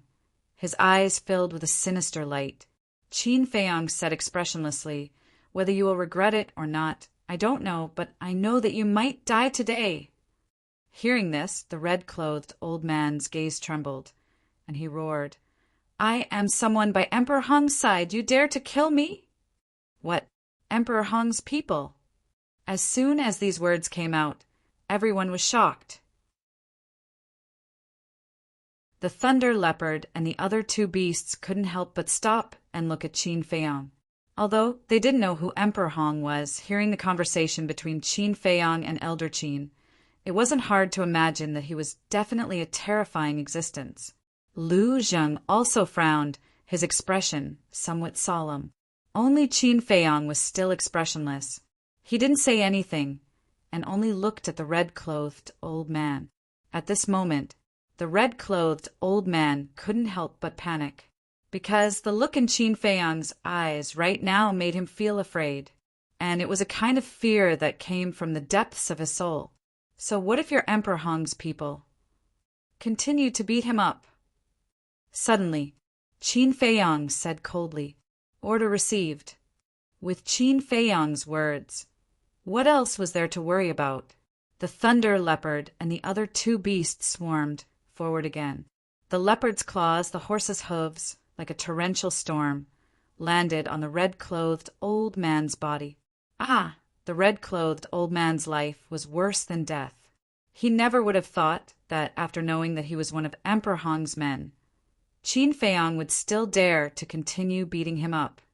"Stop hitting me! Stop hitting me! If you keep hitting me, I'll die. I'm begging for mercy. It's my fault." He was truly afraid. He looked at Qin Feiyang pleadingly and cried out. Qin Feiyang turned a deaf ear to him. It wasn't until the thunder leopard and the other two beasts had beaten the red-clothed old man's body that Qin Feiyang waved his hand, indicating for the three beasts to retreat. "Overestimating yourself. Reckless fool. I don't know what I'm talking about." The thunder leopard and the other two beasts looked at the red-clothed old man with disdain, then retracted their claws and hooves and retreated to the side. The red-clothed old man was about to get up. After all, he was a super expert at the peak of the 9-star working realm. These injuries were not fatal, but Qin Feiyang took a step forward and stepped on the red-clothed old man's head. Bang! The red-clothed old man's face was once again in close contact with the ground. "I was wrong. I was blind. Please spare me," the red-clothed old man wailed. Qin Feiyang said, "Answer me. Did you come to find me yourself, or did Emperor Hong ask you to come find me?" "It was Emperor Hong who asked me to come," the red-clothed old man said. Qin Feiyang asked, "Why is Emperor Hong looking for me?" The red-clothed old man hurriedly said, "He asked me to come and invite you to the back of the mountain. As for why, I don't know either." Qin Feiyang said, "Since you're inviting me to the back of the mountain, then you still dare to be so impudent in front of me?" I'm sorry, I'm really sorry," the red-clothed old man hurriedly apologized. Qin Feiyang loosened his foot, retreated to the side, lowered his head, and muttered to himself. Emperor Hong actually wanted to see him.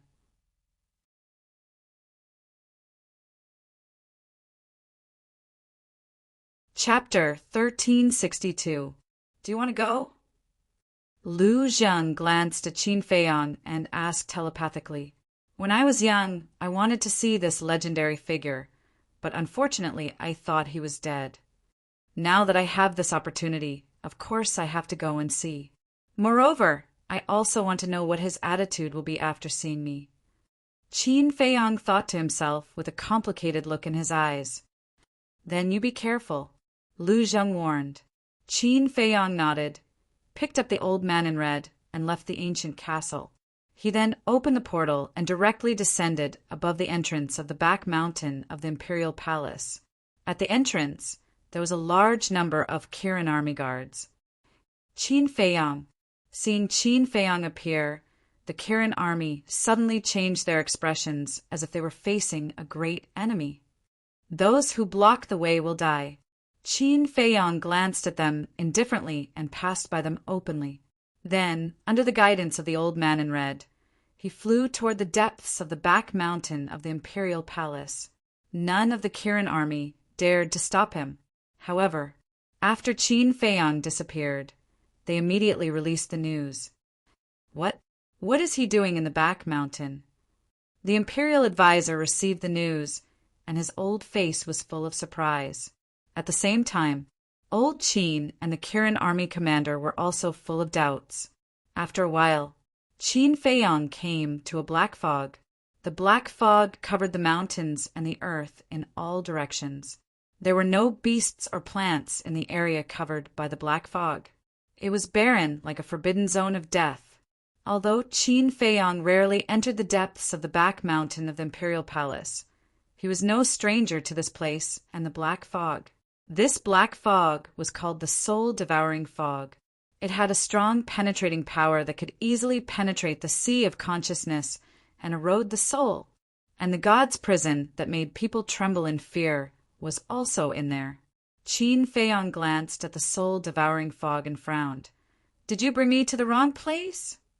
This soul-devouring fog required at least a 9-star combat emperor to resist. "What do you mean?" The red-clothed old man was confused. "This is clearly the location of the divine prison, and you brought me here. Don't tell me that Emperor Hong is currently in the divine prison?" Qin Feiyang said. "He's not in the divine prison. However, if you want to go to Emperor Hong's residence, you must pass through here, because Emperor Hong lives at the back of the divine prison." The red-clothed old man was afraid that Qin Feiyang would misunderstand that he had ulterior motives, so he quickly explained. Qin Feiyang said, "Then take out the token." A token was required to pass through the soul-devouring fog. This token could release a golden barrier to isolate the soul-devouring mist. The commander of the Kirin army had one. When he went to save his mother, it was the commander of the Kirin army who led him into the god's prison. "I didn't." The old man shook his head.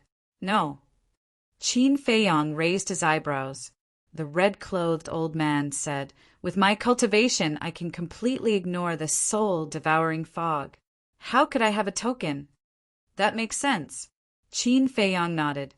The red-clothed old man said, "Why don't you rest here for a while? After I repair my qi, I'll bring you in?" "Is it necessary?" Qin Feiyang laughed disdainfully. Right now, he had a 9-star war emperor and a 9-star emperor beast by his side. Not to mention, now that the castle could move, even without the help of the token and the 9-star war emperor, he could freely travel through the soul-devouring fog. Qin Feiyang grabbed the red-clothed old man and entered the castle. Then he drove the castle straight in. Soon, he saw the divine prison. As usual, the divine prison was located on top of a mountain. It was like an ancient beast emitting a heart-palpitating aura. And in front of the divine prison, there were 2 black-robed men guarding.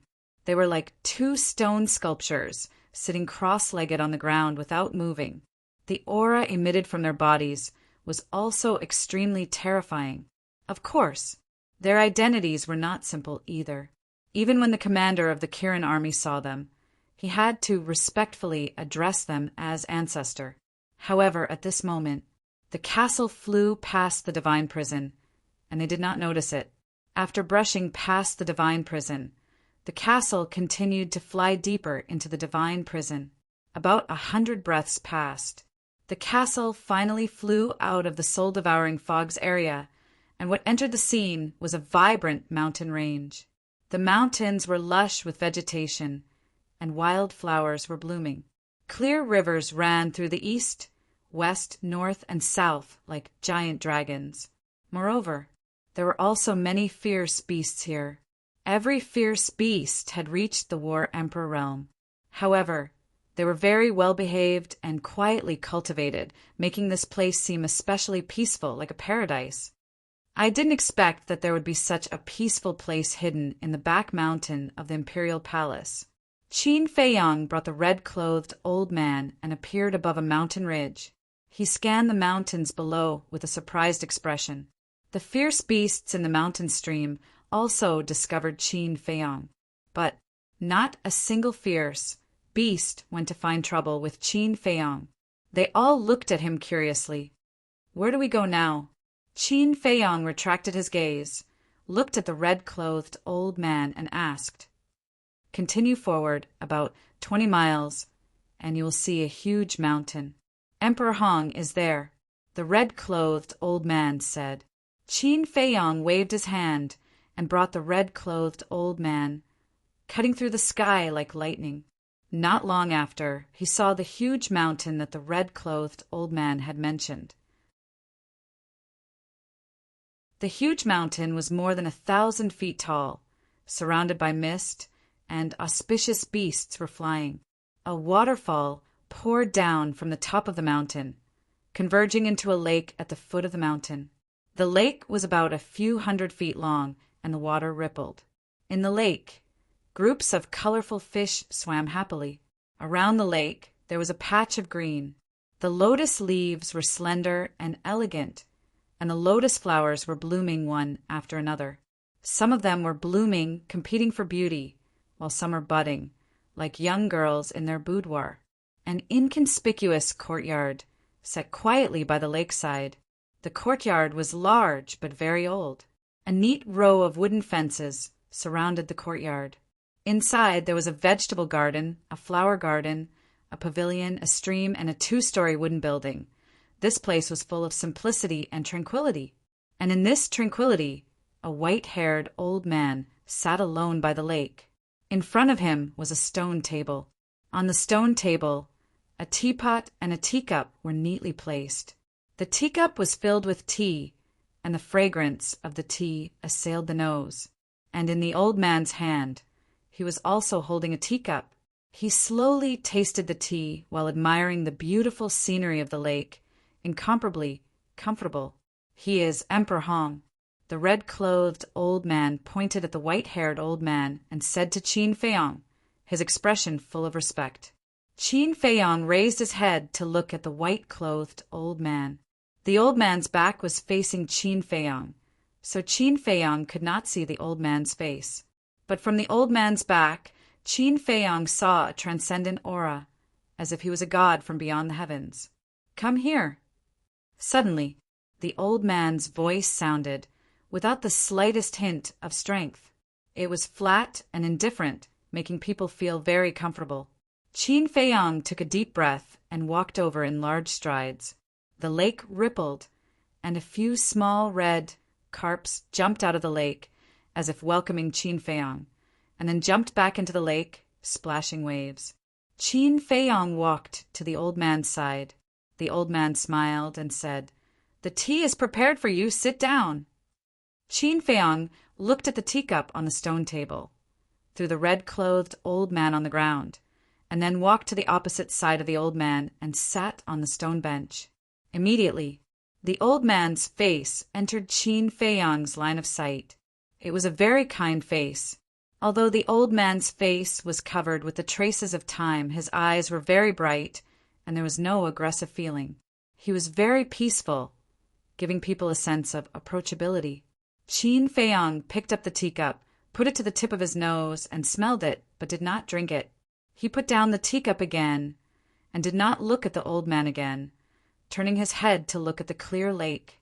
Emperor Hong also did not speak, quietly tasting the tea.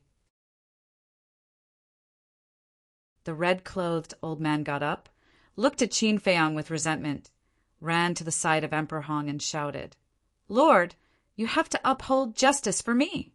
"What?" Emperor Hong asked with a smile. "I kindly invited him over, but he didn't know what was good for him, and actually let his subordinates and fierce beasts humiliate me. Look, the injuries on my body were all caused by them. They even destroyed my sea of qi." The red-clothed old man said with grievance. Emperor Hong looked at the red-clothed old man, shook his head, and smiled. "It's already lucky to be able to keep your life. What else do you want to do?" "Leave." The red-clothed old man still wanted to say something. Emperor Hong waved his hand. Seeing this, the red-clothed old man's expression was suddenly filled with helplessness. He turned around and disappeared into the wooden building in the courtyard with a belly full of resentment. Emperor Hong glanced at Qin Feiyong and continued to drink tea. Sigh. After an unknown period of time, Qin Feiyong sighed faintly, turned his head to look at Emperor Hong, and said, "Should I call you Emperor Hong? Or should I call you great-grandfather?" "Great-grandfather?" Inside the castle, hearing Qin Feiyong's words, whether it was the white-eyed wolf and the other beasts, Lu Hong, Wang Yangfeng, and the others, they were all dumbfounded. Outside, When Emperor Hong heard this, he put down his teacup, lowered his head in silence for a while, and said with a smile, "You can call me whatever you want. Even if you call me old man, I won't mind." "Lu Zheng, what the hell is going on? How did Emperor Hong become little Qin Zi's great-grandfather?" Inside the castle, the white-eyed wolf looked at Lu Zheng in surprise. Wang Yongfeng and the others also looked at Lu Zheng, their faces full of suspicion. "Sigh." Lu Zheng sighed deeply and said, "Emperor Hong was originally little cousin's great-grandfather, and Emperor Hong has two other identities." "What identity?" the white-eyed wolf asked. "The biological son of the late emperor, the second emperor of the great Qin Empire," Lu Zheng said. "What?" Everyone's expression changed. "The biological son of the late emperor? The second emperor of the great Qin Empire? God, this old man's identity was too terrifying. No wonder even the state preceptor and elder Qin were so respectful to Emperor Hong. By the lake, Qin Feiyang looked at Emperor Hong quietly, and then shook his head with a smile and said indifferently, "I am a person who has been expelled from the imperial palace. What qualifications do I have to call you great-grandfather? It's better to call you Emperor Hong, so as to avoid falling into the hands of others, saying that I, Qin Feiyang, am trying to climb up the ranks. As long as you're happy." Emperor Hong smiled. There was no reluctance, as if in his eyes Qin Feiyang was really not a descendant of his Qin clan. Qin Feiyang laughed at himself. Originally, he thought that when Emperor Hong heard his words, he would feel a little regret, but in the end, he was very disappointed. Actually, although Qin Feiyang hated the emperor, he did not hate everyone.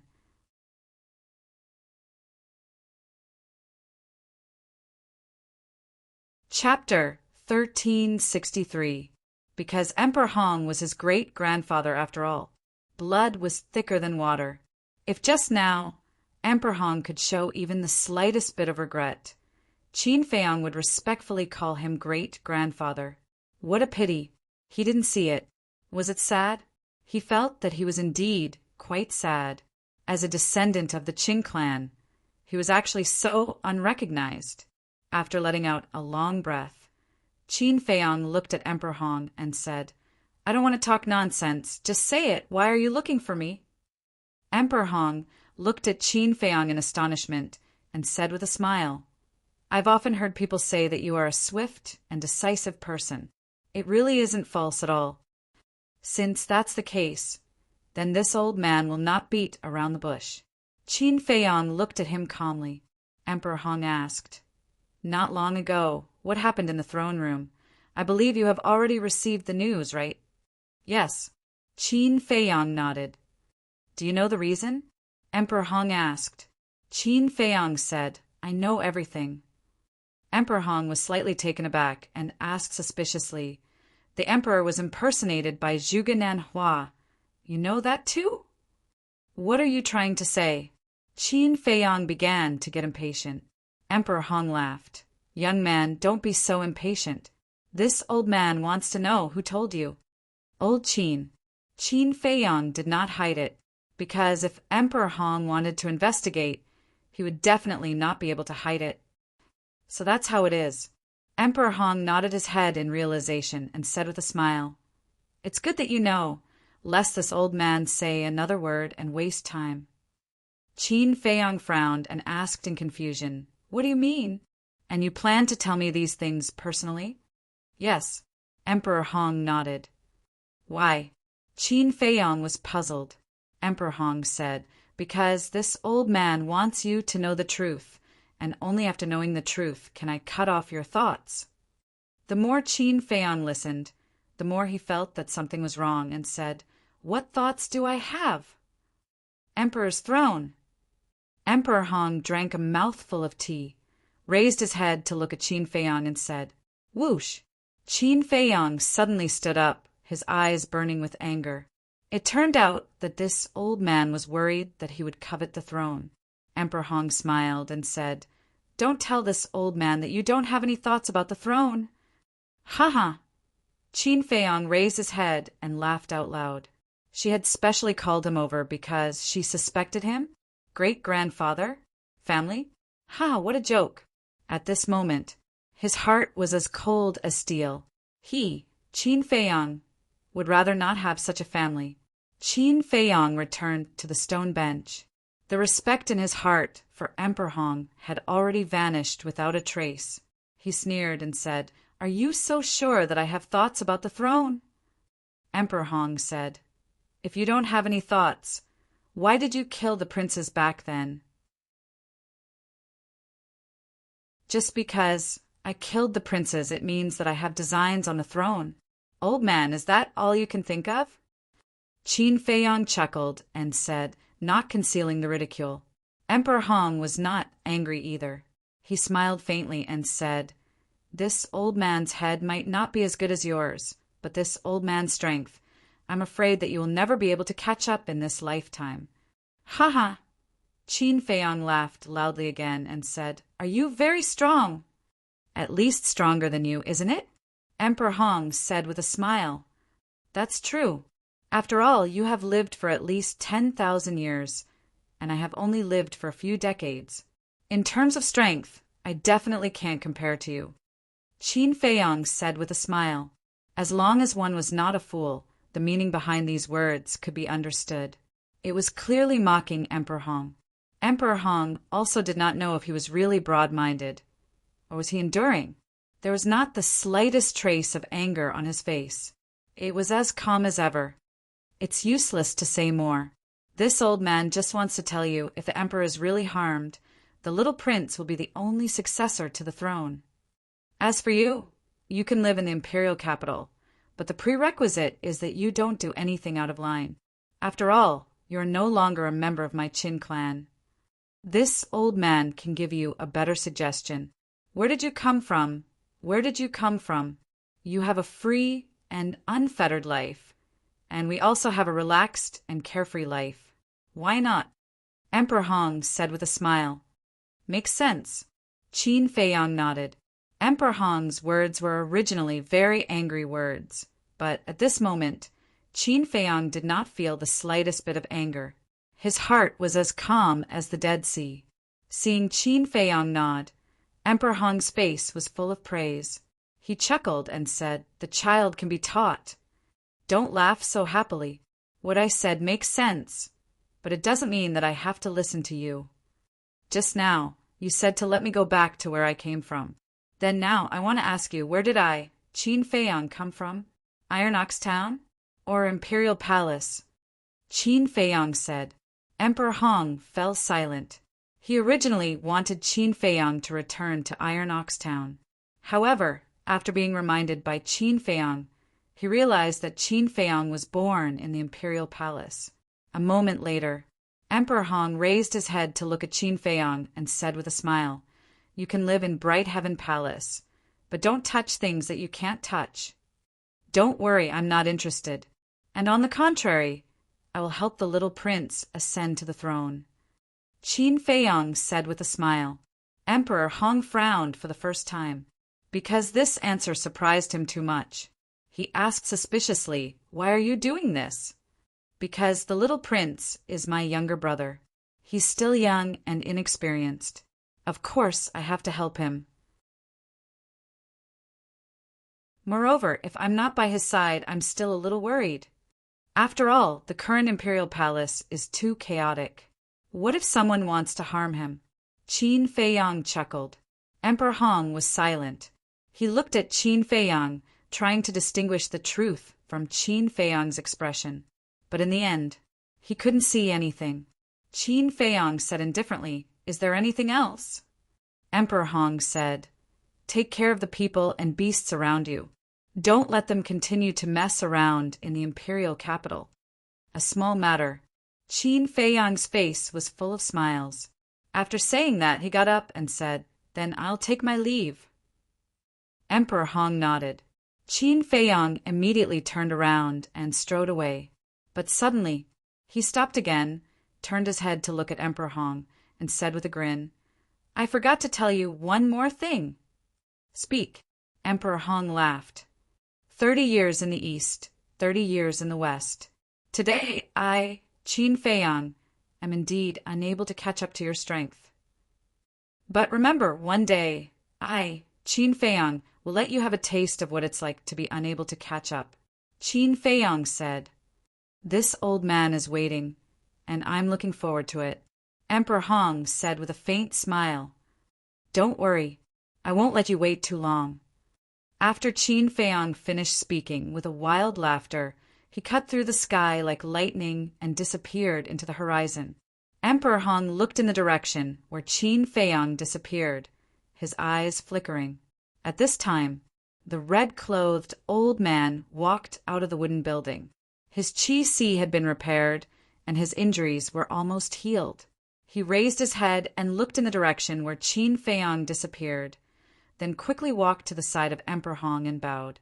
"My lord, you are his great-grandfather. He actually dares to be so presumptuous." "Great-grandfather," Emperor Hong muttered, shook his head and smiled, then retracted his gaze, picked up his teacup, and while sipping his tea, he looked at the lake and said, "If you want to say something, just say it. Don't beat around the bush." The red-clothed old man said, "I want to say that I can't let him continue to be so arrogant. If necessary, I have to let him suffer." "Let him suffer. Do you have the ability? If so, you wouldn't have fallen into such a sorry state before." Emperor Hong laughed. "I don't, but my lord does." "With my lord's strength, if you want to teach him a lesson, isn't it just a matter of waving your hand?" The red-clothed old man said. Emperor Hong sighed and said, "There is a saying that blood is thicker than water. Although he is in the wrong, how can I bear to hurt him? Moreover, he has also obtained the inheritance of my father." The red-clothed old man said, "My lord, you are raising a tiger." "Raising a tiger?" Emperor Hong smiled disapprovingly and said, "Do you really think that he will surpass me one day? I admit his talent is very good. But becoming a deity isn't an easy thing either. How many unparalleled geniuses are there in the world? Which one wasn't astonishingly talented when they were young? But in the end, how many can become a deity? Just like you, when you were young, you were also considered a monster. But now, aren't you still trapped at the peak realm of 9-star combat emperor, unable to advance an inch? Becoming a deity, what is needed is not just talent, but also mental state. Qin Feiyang, your obsession is too deep. Fate is already set. There is no chance to become a deity." Emperor Hong said with a faint smile, "To even be able to see this, my lord really has discerning eyes." The red-clothed old man's face was full of admiration. Bright Heaven Palace. Qin Feiyang returned to Bright Heaven Palace and directly entered the ancient castle, continuing to copy the third stroke of the line character formula. Looking at Qin Feiyang's back view, Fatso and the rest all had looks of wanting to say something, but hesitated. "If you don't want to say it, then go away. Big Brother will say it." The white-eyed wolf pushed away Fatso and the others, walked behind Qin Feiyang and said, "Little Qinzi, Big Brother really feels that it's not worth it for you." "Why?" Qin Feiyang asked without turning his head. "In these 2 years, in order to deal with Mu Tianyang and the state preceptor, you have been running around everywhere and fell into desperate situations several times. Now, this Emperor Hong, not only did he not say a word of gratitude, he even targeted you like this. This is simply too much." The white-eyed wolf was furious. "Yes, he actually wants to drive you out of the imperial capital again. In Fat Lord's opinion, he doesn't treat you as family at all." Fatso snorted coldly. Qin Feiyang retracted his arm, turned to look at Fatso and the white-eyed wolf, and asked, "Then in your opinion, how should I fight back?" "Fat Lord says that you have to do what he doesn't want you to do." Fatso said, "Yes. Didn't he tell you not to think about the throne? Why don't we just think of a way to snatch the throne?" The white-eyed wolf's eyes flashed fiercely. Emperor Hong has already made up his mind to let the little prince inherit the throne. How can it be as easy as you say to snatch it? Lu Zheng shook his head. The white-eyed wolf laughed and said, "What if the little prince dies?" Lu Zheng was shocked and hurriedly looked at the white-eyed wolf, saying, "Don't mess around. The little prince now has Emperor Hong's support. If you dare to touch him, none of us will be able to escape. What are you afraid of? What kind of storm have we not seen before?" The white-eyed wolf said disdainfully, "You're digging your own grave." Lu Zheng coldly snorted, looked at Qin Feiyang, and said, "Don't listen to the white-eyed wolf. If you really want to go against Emperor Hong, we can take our time and think about it. Don't use such radical methods." Qin Feiyang smiled and said nothing. With a faint smile, he said, "Let's all cultivate." Finished. Qin Feiyang then turned around and continued to copy the Xing formula. Don't come up with bad ideas in the future. It will only harm little cousin. Lu Zheng glared at the white-eyed wolf and Fatso, and also walked to the side to continue cultivating. The white-eyed wolf and Fatso pursed their lips. Looking at the wrong Qin Feiyang, they were very unhappy.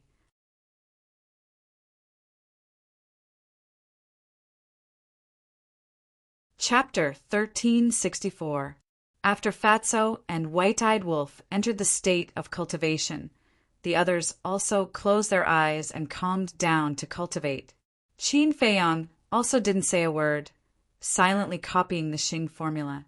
Inside the castle, it gradually calmed down, showing a peaceful atmosphere. But outside, there was an undercurrent surging. The first was the Imperial Preceptor. Although the first step of the plan had been completed, he didn't dare to relax at all, because in his heart there was always a thorn. This thorn was undoubtedly the emperor. So next he spared no expense and sent all the people he could trust to various places in the great Qin Empire, including the 9 provinces, to find the whereabouts of the emperor. Of course, the people who went to find the emperor were all very low-key, because once the news was leaked, the news of the emperor's death would immediately spread throughout the great Qin Empire. This was not the result that Emperor Hong wanted to see. As for Elder Qin and the commander of the Kirin army, at first they were looking for various reasons to prevent the Imperial Preceptor's people from entering the 9 provinces, because they knew that the emperor was in the 9 provinces. Preventing the Imperial Preceptor's people from entering the 9 provinces was equivalent to protecting the emperor. But soon, they realized that everything they had done was useless, because now the Imperial Preceptor had the support of Emperor Hong and was like the sun in the sky. It was impossible to stop the Imperial Preceptor, so they could only give up. At the same time, they could only silently pray for the emperor in their hearts. In addition, the descendants of the Zhuge family were also slowly becoming active. But their active way was to clamor for Qin Feiyang, especially Zhuge Jinghong, who asked Xia Changjin to slander Qin Feiyang in the temple all day long. He said that Qin Feiyang was timid, cowardly, and incompetent, and didn't dare to accept Zhuge Jinghong's challenge. The reason he did this was naturally to provoke Qin Feiyang. However, Qin Feiyang, who received the news, didn't take it seriously at all. However, Qin Feiyang's silence caused Zhuge Jinghong to become even more aggressive and say anything. In the end, he even asked Xia Changjin to insult Qin Feiyang's mother, because everyone in the capital knew that the person Qin Feiyang cared about the most was his mother. Hence, Zhuge Jinghong felt that this would definitely infuriate Qin Feiyang. It was not only Zhuge Jinghong. All of the disciples of the War God Hall thought the same. That day, many disciples who usually did not show their faces came out of seclusion and gathered at the fighting arena, anticipating the arrival of Qin Feiyang. But when night fell, Qin Feiyang still did not appear. Everyone returned in disappointment. Disappointed, he couldn't help but shake his head in mockery. His mother was humiliated in public, but he didn't even show up. What an idiot. However, on the second day, something happened that shook the entire temple. Someone discovered the corpses of Zhuge Jinghong and Xia Zhangjin in the fighting arena early in the morning. The two of them were chopped into 8 pieces and thrown into the center of the arena. Their deaths were extremely tragic. That bloody scene caused countless disciples to be terrified. That was because they didn't sense any battle fluctuations in the war god temple that night. In other words, Zhuge Jinghong and Zhuge Jinghong were assassinated soundlessly. One must know, Zhuge Jinghong was an 8-star combat emperor. To kill him soundlessly, even a 9-star combat emperor might not be able to do it. Furthermore, the war god temple had an elder and a hall master overseeing it. The elder and the hall master were both 9-star combat emperors. Who was the culprit behind this? To actually be able to kill Zhuge Jinghong and Xia Zhangjin under the noses of 2 9-star combat emperors? But very quickly, everyone thought of one person, and the person they thought of was still the same person. Qin Feiyang. Xia Zhangjin insulted Qin Feiyang's mother that day, and the two of them were assassinated at night. If this was not done by Qin Feiyang, who else could it be?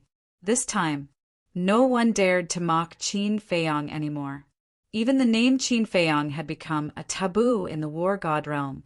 But because of Zhuge Jinghong's death, the Zhuge family's hatred towards Qin Feiyang became even more intense.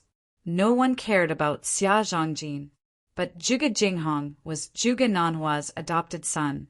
At such a young age, he broke through to an 8-star combat emperor and could be said to be a monster. His future was limitless. It was even possible for him to step into the false god realm. Losing such a talent, if it was any other martial marquis, it would be impossible for them to remain indifferent. On the day Zhuge Jinghong died, Zhuge Nanhua and Zhuge Wuhou barged into the Haotian palace in a rage, demanding Qin Feiyang to give them an explanation. But from the beginning to the end, they did not even see Qin Feiyang's face. They were definitely not reconciled. So they went to find the imperial tutor and asked him to make the decision for them. After all, the imperial tutor was now in charge of the imperial court. Everything in the great Qin Empire was now under his control. However, not only did the imperial tutor not make the decision for them, he even reprimanded them. He even said that Zhuge Jinghong was courting death. Who was Qin Feiyang? Was he someone that Zhuge Jinghong could provoke? And he even dared to insult his mother? In today's world, who didn't know that Qin Feiyang's mother was his reverse scale, and anyone who touched it would die? Of course, losing a monstrous descendant, the imperial tutor was also very angry. However, as a cunning old fox, he wisely chose to endure, because right now, it was not suitable to fight with Qin Feiyang. Time was like sand between fingers. In the blink of an eye, another 10 days passed. That morning, inside the throne room, after the imperial tutor finished dealing with the imperial court, he let the civil and military officials and the head eunuch leave, leaving only Zhuge Wuhou behind. Bang! The door closed. The imperial tutor set up a soundproof barrier and sat on the dragon throne once again, looking down at Zhuge Wuhou from above. Zhuge Wuhou's expression changed, and he hurriedly said, "Ancestor, be careful of the walls having ears." "No worries." The imperial tutor waved his hand and asked, "How is the progress?" Sigh. Zhuge Wuhou shook his head and sighed. "Our people have searched almost the entire great Qin Empire, but we have never found the whereabouts of the emperor." The imperial tutor frowned and asked, "What about Elder Qin?" "It won't work either. That old thing is too vigilant. Our people can't get close to him at all." Zhuge Wuhou's brows were filled with anger. The more he acts like this, the more suspicious he is. The imperial tutor snorted coldly. Zhuge Wuhou said helplessly, "Even so, he is still a fake god. What can we do to him?" The imperial tutor lowered his head and muttered to himself. A moment later, a cold light flashed in his eyes as he said, "If this drags on, it won't be a good thing for us. We must confirm the life and death of the emperor as soon as possible." "What is the ancestor's opinion?" Zhuge Wuhou asked. The imperial tutor frowned and said, "This old man has thought of a plan, but it's a bit radical." "What plan?" Zhuge Wuhou asked. The imperial tutor said, "Come closer." Zhuge Wuho walked in front of the imperial tutor. The imperial tutor muttered in a low voice. After listening, Zhuge Wuho's eyes lit up. After a moment of silence, he nodded and said, "This plan is indeed a bit radical, but it is the only way right now. Qinghai Nephrite, this old man will personally go to the Sea of Samsara to look for it. I'll leave the rest to you. Remember, you must do it flawlessly. Don't let Emperor Hong see any clues." The imperial tutor instructed in a low voice. "Understood." Zhuge Wuho nodded. The imperial tutor waved his hand, and the sound barrier dissipated. Zhuge Wuho turned around and walked in. Just as Zhuge Wuho walked out of the throne room, a black-clothed man with a sinister appearance walked towards him. This person was Yan Wei. When the two met, Yan Wei cupped his hands and said, "Greetings, Wuho." Zhuge Wuho nodded his head, looked at Yan Wei with contempt, and then left in large strides. Looking at Zhuge Wuho's back, a cold light flashed in the depths of Yan Wei's eyes. He then entered the throne room and bowed. "Greetings, Lord Imperial Tutor." The Imperial Tutor asked, "Is there any movement from Qin Feiyang's side?" These days, the Imperial Tutor had always asked Yan Wei to monitor Qin Feiyang near the Bright Sky Palace. Nothing. These days, this subordinate hasn't seen a single person. Elder Qin and the commander of the Kirin army also haven't gone to look for him. Yan Wei replied respectfully, "This little bastard, what exactly is he doing? This old man doesn't believe that he has been cultivating all this time." The imperial tutor frowned. In his heart, Qin Feiyang was even more difficult to deal with than Emperor Hong. Emperor Hong, as the son of the previous emperor and the second emperor, was definitely not an idiot. But fortunately, Emperor Hong did not care about the affairs of the world. So, the imperial tutor didn't really care. As for Qin Feiyang, he understood. According to Qin Feiyang's personality, he would definitely not sit back and do nothing. But why was there no movement at all? This caused his heart to be in a mess, unable to settle down. Yan Wei asked, 10 days ago, this subordinate heard that Qin Feiyang went to the back of the mountain. What did he go to the back of the mountain for?" The imperial tutor said, "This old man has personally investigated. The good thing is that Emperor Hong wants to see him." "What? Emperor Hong wants to see him personally?" Yan Wei was shocked. The imperial tutor frowned. "This old man has been wondering why Emperor Hong is looking for Qin Feiyang." "Didn't you ask?" Yan Wei said, "Who do you think Emperor Hong is? He is the son of the previous emperor, and his strength is even stronger than this old man's. How would this old man dare to ask him about these things?" The imperial tutor said powerlessly. Yan Wei's eyes flickered. "Wait." Suddenly, the imperial tutor's eyes lit up and said, "This old man suddenly thought of someone. Maybe he can tell this old man these things." "Who is it?" Yan Wei was surprised. "Qin Jun," the imperial tutor said. "Qin Jun?" Yan Wei was stunned. Qin Jun was Emperor Hong's page boy when he was young. This person is loyal to Emperor Hong, and Emperor Hong also takes care of him, so he has always stayed by Emperor Hong's side. The last time this old man went to see Emperor Hong, he was also present. This old man even took the initiative to establish a contract bridge with him. The imperial tutor laughed. "He's actually in existence from the same period as Emperor Hong?" Yan Wei's face was filled with disbelief and asked, "Then his cultivation, isn't it also very strong?"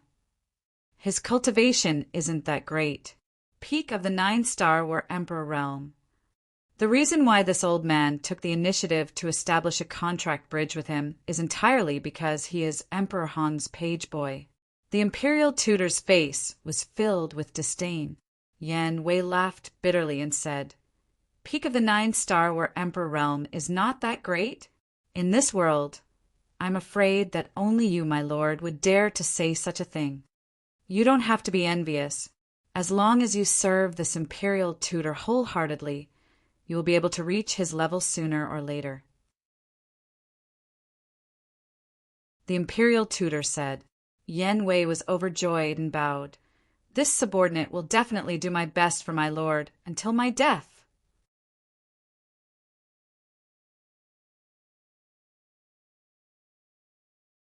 Chapter 1365. Next, the imperial advisor did not let Yen Wei leave. He got up and left the dragon throne, taking out the image crystal. Buzz. Not long later, a stooped old man appeared. If Qin Feiyang was here, he would definitely recognize that this person was the red-clothed old man who had been beaten up by Lei Bao and the other two beasts. The imperial advisor laughed. Brother Qin Jun, I haven't seen you for a few days. How have you been? Greetings, Lord Qin Jun. Yen Wei followed suit and bowed. Qin Jun glanced at Yen Wei, then looked at the imperial advisor and said, This old man was wondering who it was, so it's you.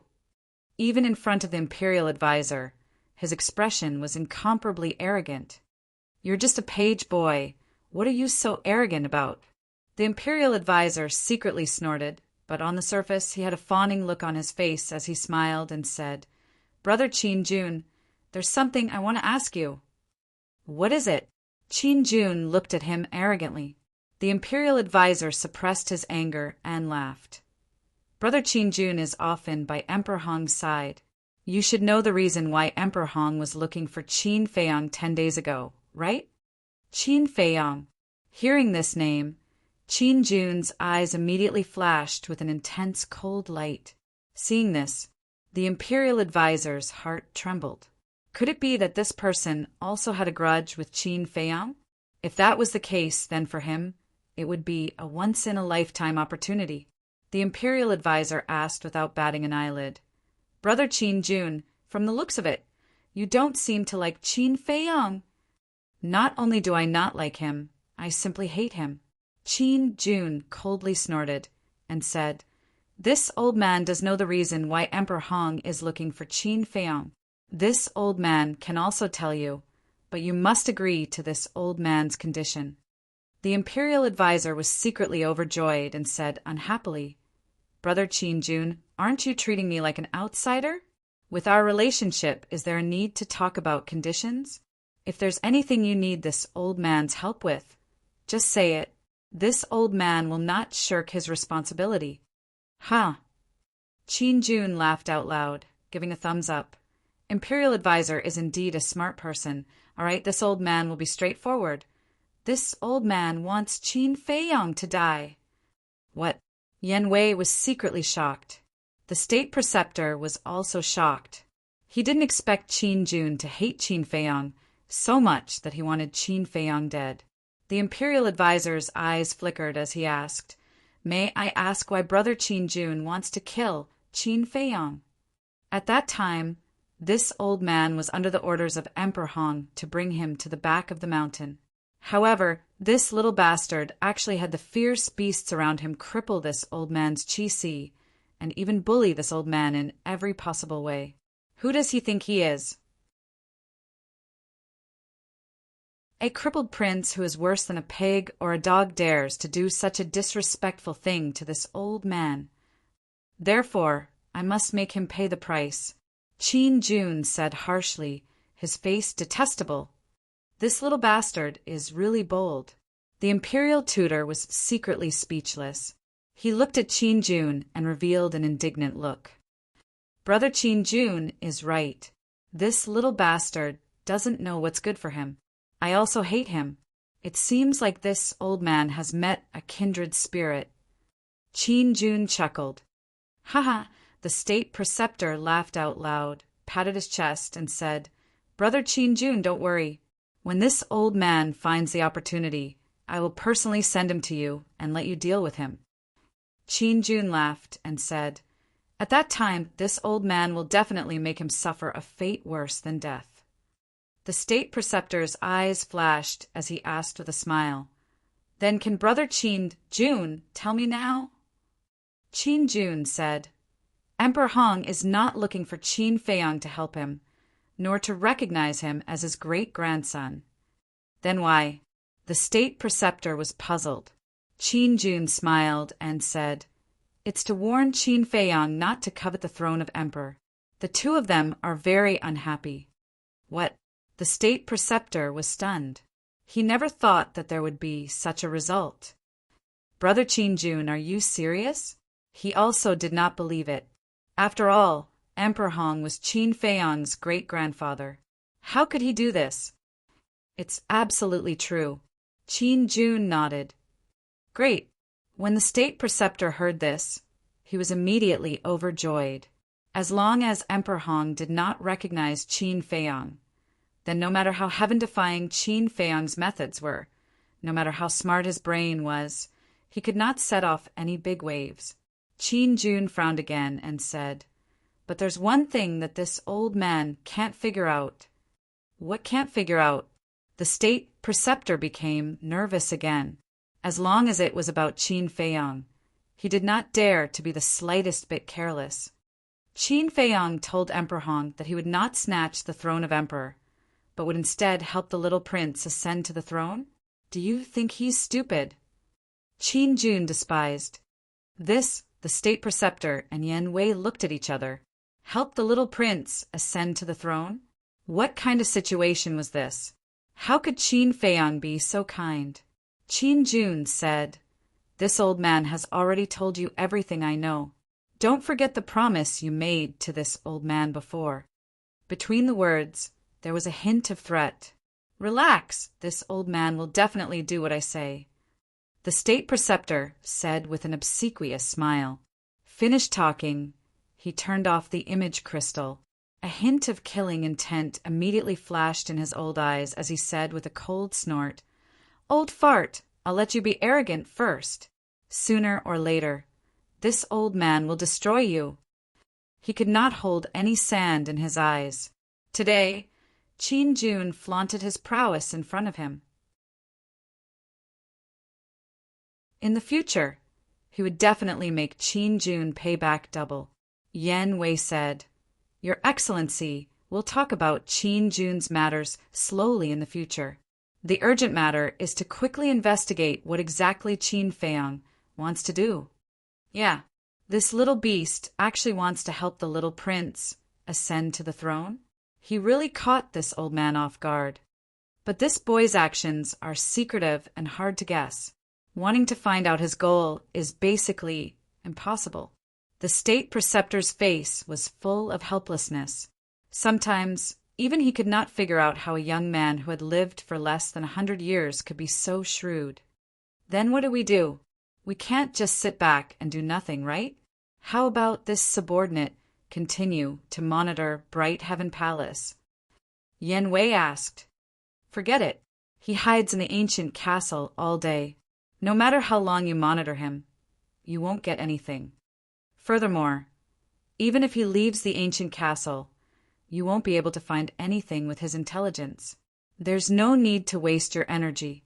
In short, although I don't know why he wants to help the little prince, it's still good news for this old man. Now, follow me to the Sea of Reincarnation," the state preceptor said. Sea of Reincarnation? Yan Wei was stunned and asked in surprise, "What are we going there for?" "To look for Qinghai Nephrite." With that said, the state preceptor opened the teleportation gate and walked in. Qinghai Nephrite! Yan Wei frowned and followed the teleportation gate with a belly full of doubts. It was also that evening.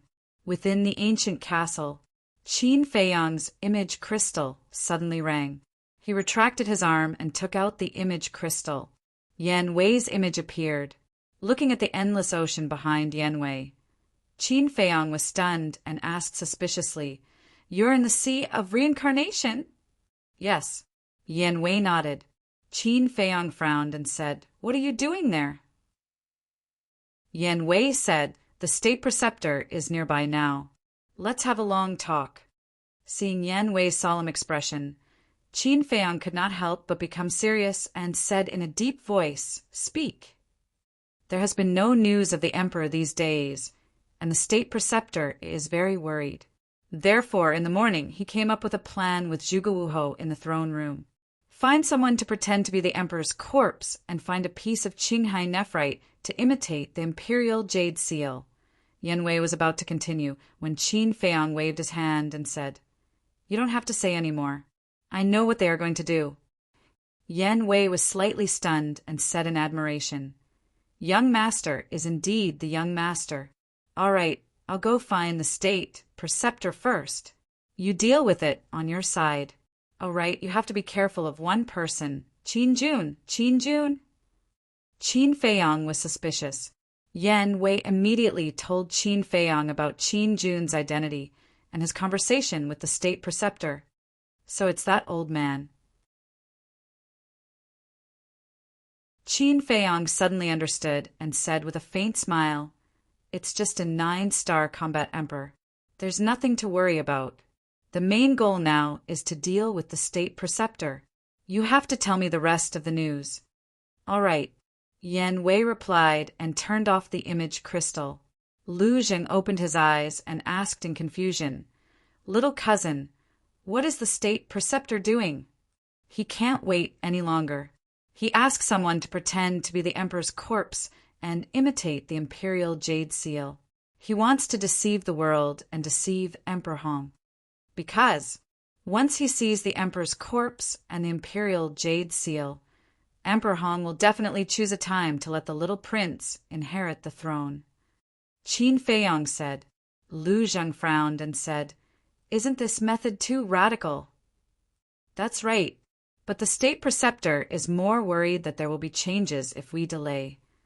Qin Feiyang said, "The emperor's corpse can be impersonated, but the imperial jade seal was personally forged by the late emperor. As the son of the late emperor, Emperor Hong is more familiar with it than anyone else. I'm afraid that no matter how realistic his forgery is, it will be seen through by Emperor Hong.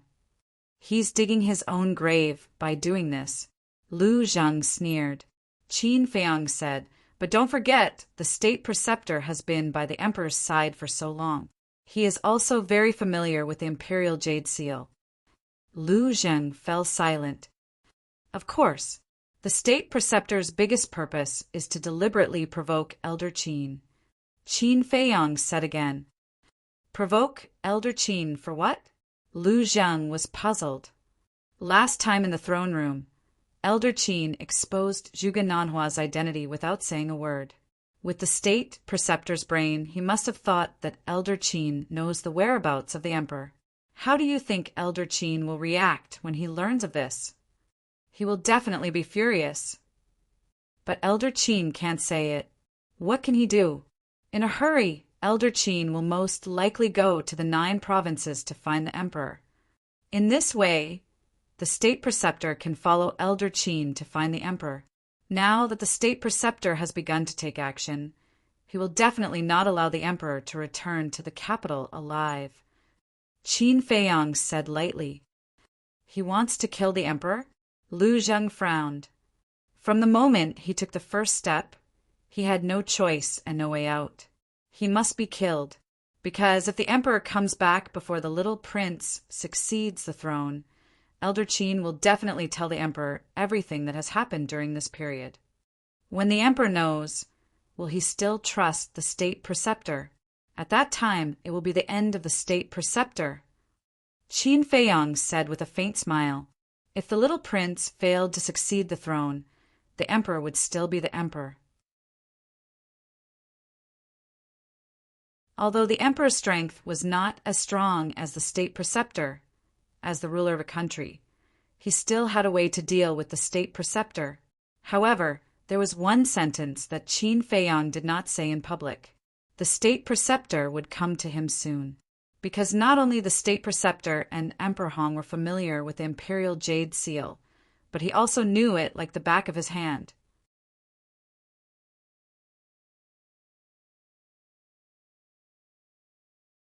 Chapter 1366.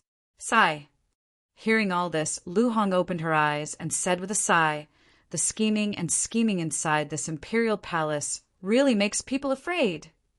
"Isn't that so? If you're not careful, you'll be smashed to pieces." I really miss my life in the Yan County. Although there were intrigues at that time, it wasn't as scary as it is now." Fatso shook his head and sighed. Qin Feiyong laughed. "That's why when you guys followed me into the imperial capital, I asked you guys to think about it carefully. Do you want to come or not? Wait, don't think that we're really afraid. We're just sighing." Fatso immediately said. Lu Hong also nodded her head repeatedly, like a chicken pecking at rice.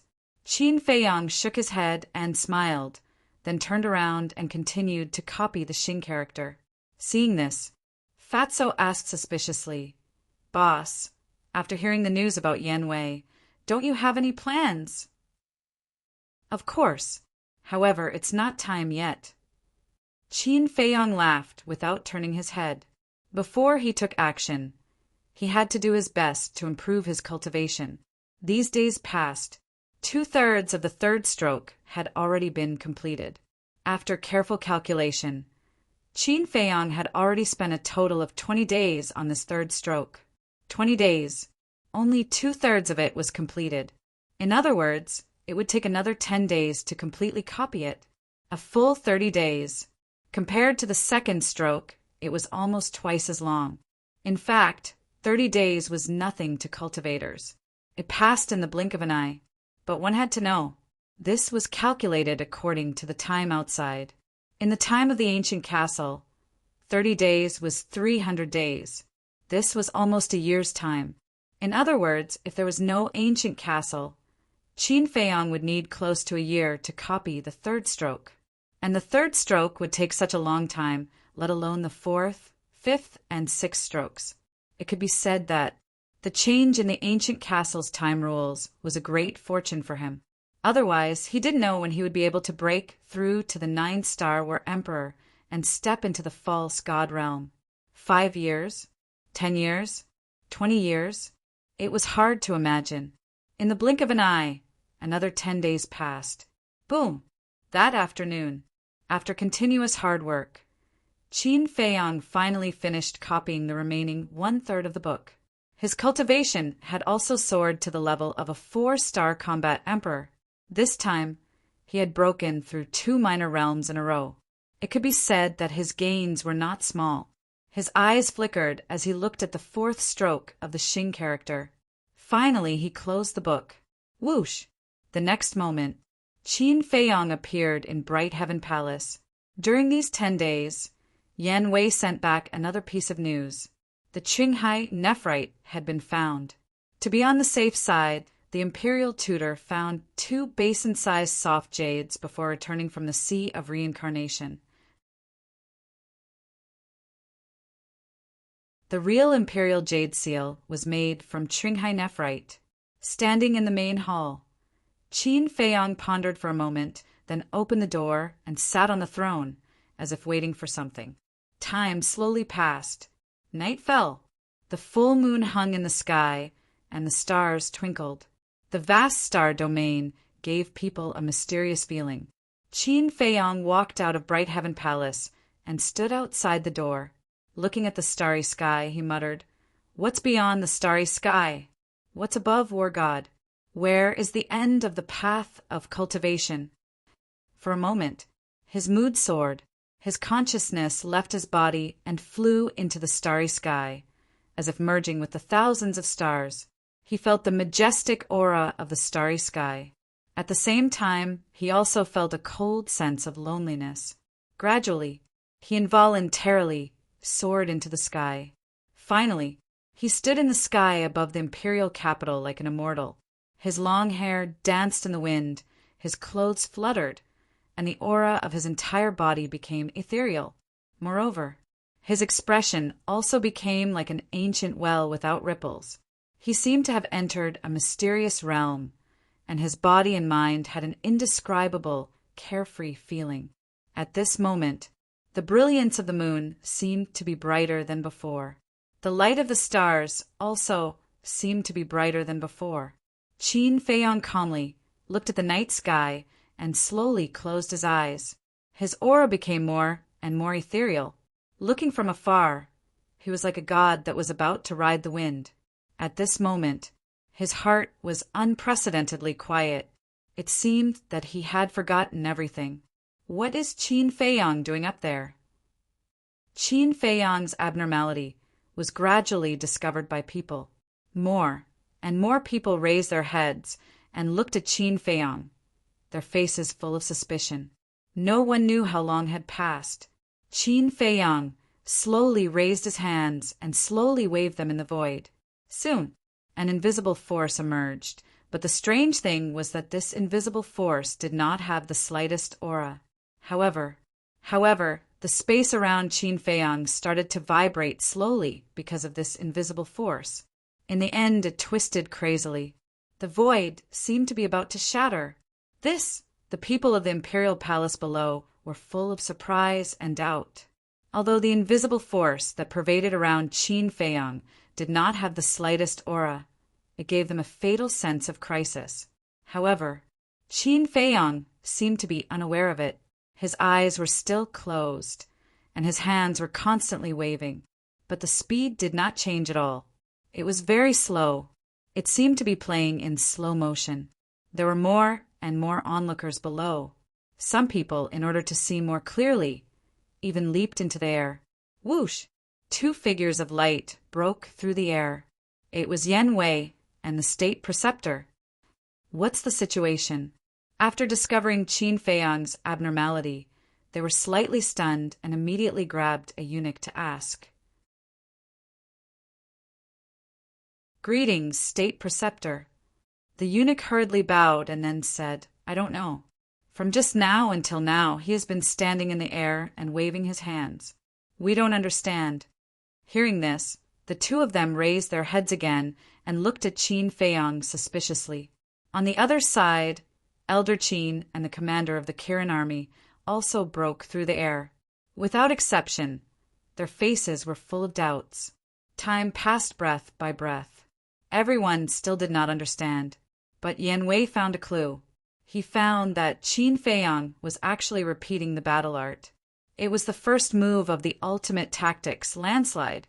But why was there no aura of the battle art? He could not figure it out.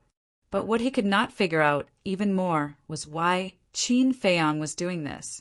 Gradually, Yan Wei also found that Qin Feiyang stopped evolving the first move and began to evolve the second move of the ultimate tactics, earth splitting. It was the same as before, constantly evolving, and there was still no aura of the battle art. There was only that surging invisible force, crazily surging in the void around Qin Feiyang. The void was also distorting more and more. Even in the sky above the imperial palace, there was already the sound of wind.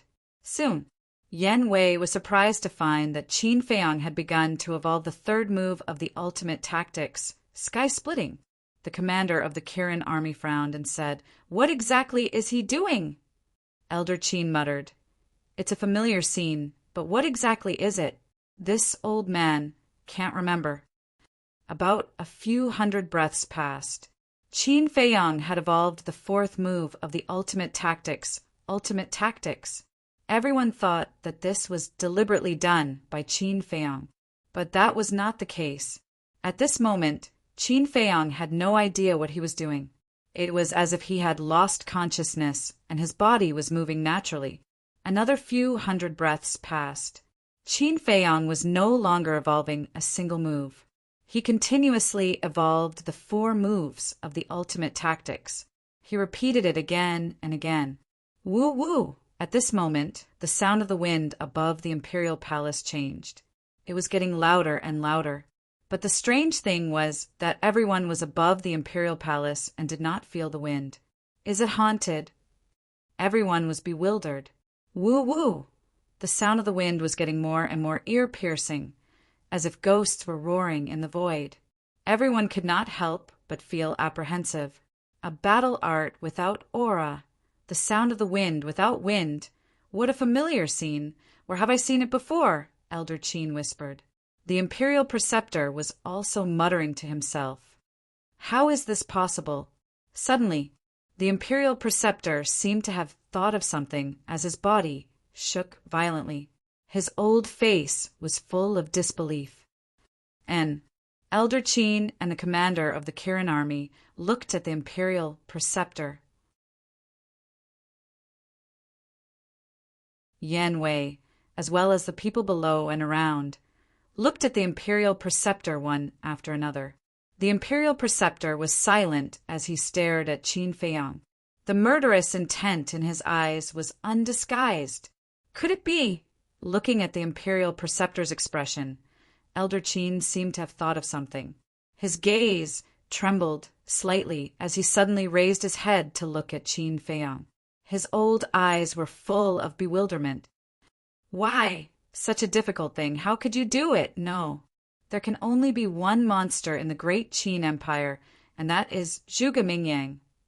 You must die, the imperial preceptor muttered and suddenly soared into the sky, carrying a surging divine aura as he charged toward Qin Feiyang. Yan Wei's expression changed. What was going on? Why would the imperial preceptor suddenly have the intention to kill Qin Feiyang? What should I do? His mind was in a mess. Should he save Qin Feiyang? But if he did so, his identity would be exposed. One had to know. In order to gain the trust of the imperial preceptor, whether it was him or Qin Feiyang, they had both paid too much. But if he didn't save him, with Qin Feiyang's current state, he would definitely die. No, even if my identity is exposed, I can't let the young lord fall into danger. Yan Wei gritted his teeth and was about to shout, swoosh! But at this moment, a ray of divine light soared into the sky and flew toward the imperial preceptor. Yan Wei hurriedly looked over. It turned out to be Elder Qin. Don't even think about succeeding. Elder Qin's eyes were gloomy. That terrifying divine might was at a tide, covering the sky and covering the earth as it rushed toward the imperial preceptor. However, there was a trace of excitement on his face as he muttered, I didn't expect this brat to be able to enter the ethereal realm. Seeing Elder Qin make a move, Yan Wei also heaved a sigh of relief. The imperial preceptor waved his hand, and his divine might roared out, colliding with Elder Qin's divine might as he shouted, Old thing, don't meddle in other people's business. You still dare to make a move here? Aren't you afraid of destroying the imperial palace and angering Emperor Hong? Elder Qin secretly sneered. Emperor Hong. The imperial preceptor's gaze trembled as he looked at the imperial palace below. Although he and Elder Qin did not use the power of the false gods, if the two divine might really collided, then not to mention the imperial palace, even the imperial city would be turned into ashes. Seeing that the two divine might were about to collide, the imperial preceptor hurriedly waved his hand, and the divine might immediately disappeared. Seeing this, Elder Qin also dispersed his divine might and stood in front of the imperial preceptor, sneering, You never thought that Qin Feiyang would actually be able to enter the ethereal realm. Ethereal realm? What is this? Everyone was surprised. Yan Wei also had a face full of suspicion.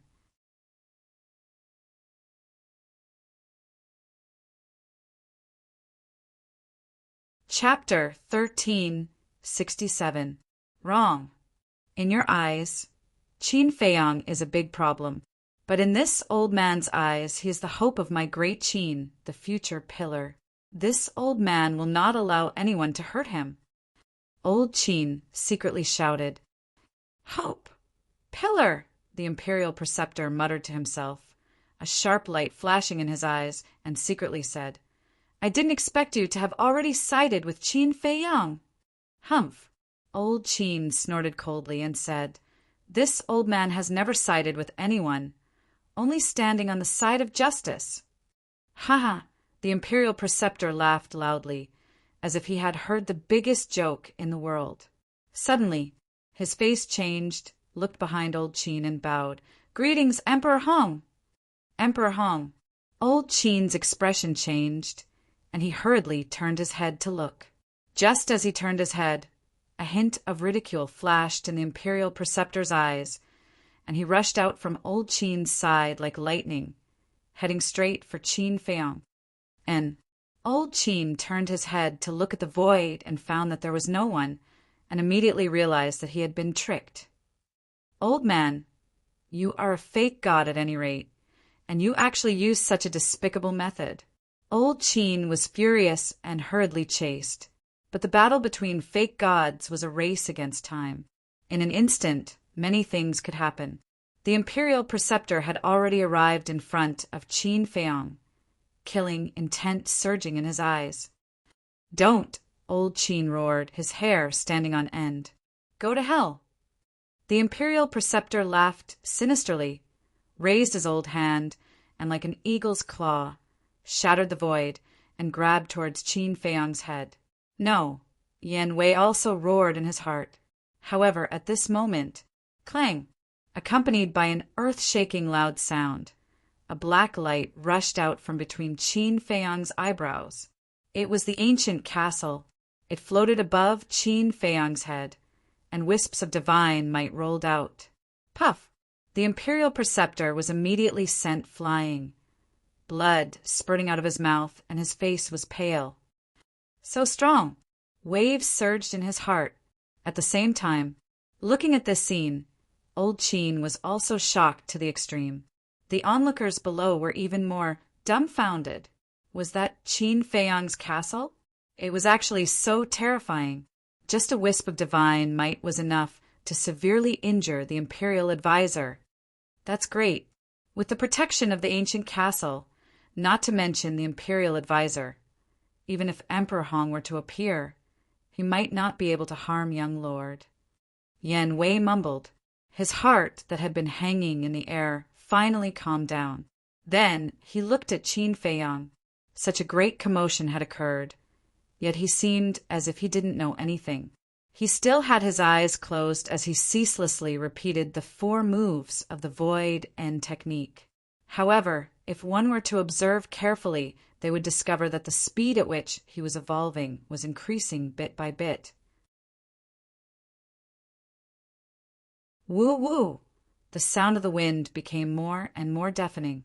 It felt as if a level 12 typhoon was blowing in the sky above the imperial palace. The invisible force that permeated Qin Feiyang's surroundings also became more and more turbulent. After stabilizing his body, the state preceptor coldly stared at Qin Feiyang and the castle from afar. This old man is unwilling. Suddenly, he wiped off the blood from the corner of his mouth and once again charged towards Qin Feiyang with monstrous anger. How can an ant shake a tree? Old man Qin sneered and turned to retreat to the side. The commander of the Kirin army flew to Old man Qin's side and asked, "Old man Qin, what is the ethereal realm?" "Let's talk about it later." Old man Qin waved his hand and looked at the imperial advisor without blinking. Puff!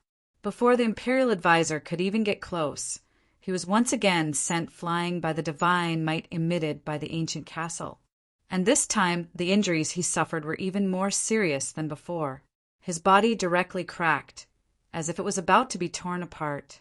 The divine blood was like rain sprinkling down from the sky. With such a divine object in hand, who in the world can kill him? Old man Qin whispered, "Why is it like this? This old man refuses to accept this." The imperial advisor roared again and again, as if he had gone mad, and was about to charge towards Qin Feiyang again. Seeing this, Yan Wei secretly sneered, quickly flew into the sky, pulled the imperial advisor, and sent a sound transmission. "Lord, don't be rash." "Let go." The imperial advisor shouted angrily.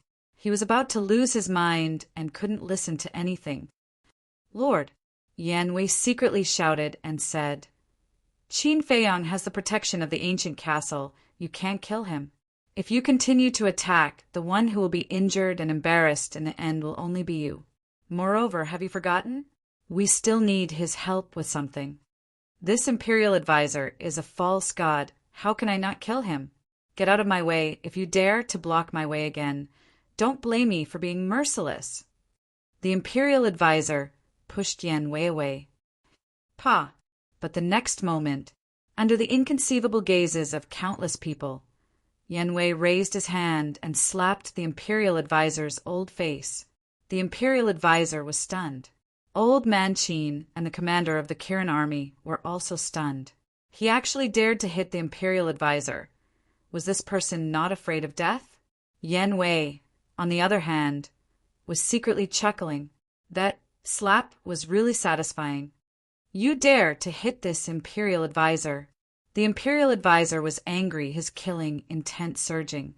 Yan Wei didn't panic at all, looked straight at the imperial advisor and said, "If this lowly one can wake you up, then even if you kill this lowly one now, this lowly one doesn't care." They were righteous and loyal. In other words, I'm doing it for your own good. If it was someone else, I wouldn't hit them. If Qin Feiyang heard these words, he would definitely give Yan Wei a thumbs up. Hitting the imperial advisor and also showing his loyalty, it was killing two birds with one stone. The imperial advisor glared at Yan Wei, suddenly waved his hand and slapped Yan Wei's face. Yan Wei didn't move, blood flowing from the corner of his mouth. "When we go back, I will slowly deal with you." The imperial advisor snorted from his nose and looked up at Qin Feiyang, the coldness in his eyes difficult to dissipate. Actually, in his heart, he was very grateful to Yan Wei. If Yan Wei hadn't slapped him awake, he would still be doing something stupid. However, being slapped by his own subordinate in front of everyone, as the state preceptor, he couldn't bear it. Therefore, that was why he slapped Yan Wei and said that he would slowly deal with Yan Wei when he went back. That way, he wouldn't lose too much face. At this moment, the speed at which Qin Feiyang executed the 4 stanzas of the Ruins of End was so fast that no one could catch it. What exactly is he doing? Everyone was puzzled. Swash! All of a sudden, a purple-robed young man descended into the void not far away. How is that possible? The moment that person appeared and saw Qin Feiyang's abnormality, his face was filled with disbelief. "Senior brother Zhuge, what is he doing?" In the crowd, a few young men flew to the purple-robed young man and asked. These people were all dressed in the robes of the disciples of the combat god hall and had an imposing aura. However, the purple-robed young man turned a deaf ear to them and stared at Qin Feiyang with a deadly gaze. This purple-robed young man was Zhuge Mingyang, senior brother Zhuge. Seeing that Zhuge didn't say anything, the few of them looked at him suspiciously. There was a flash of anger in Zhuge Mingyang's eyes as he shouted at the few of them, "Get lost!" The few of them froze and retreated to the side resentfully. How is that possible? There are countless monsters in the world, but since ancient times there are only a handful of people who can enter the ethereal realm. How is it possible for Qin Feiyang, that bastard, to do it? Is this a dream? Zhuge Mingyang looked at Qin Feiyang again and muttered to himself. There was a hint of hostility between his brows. Time passed by quietly.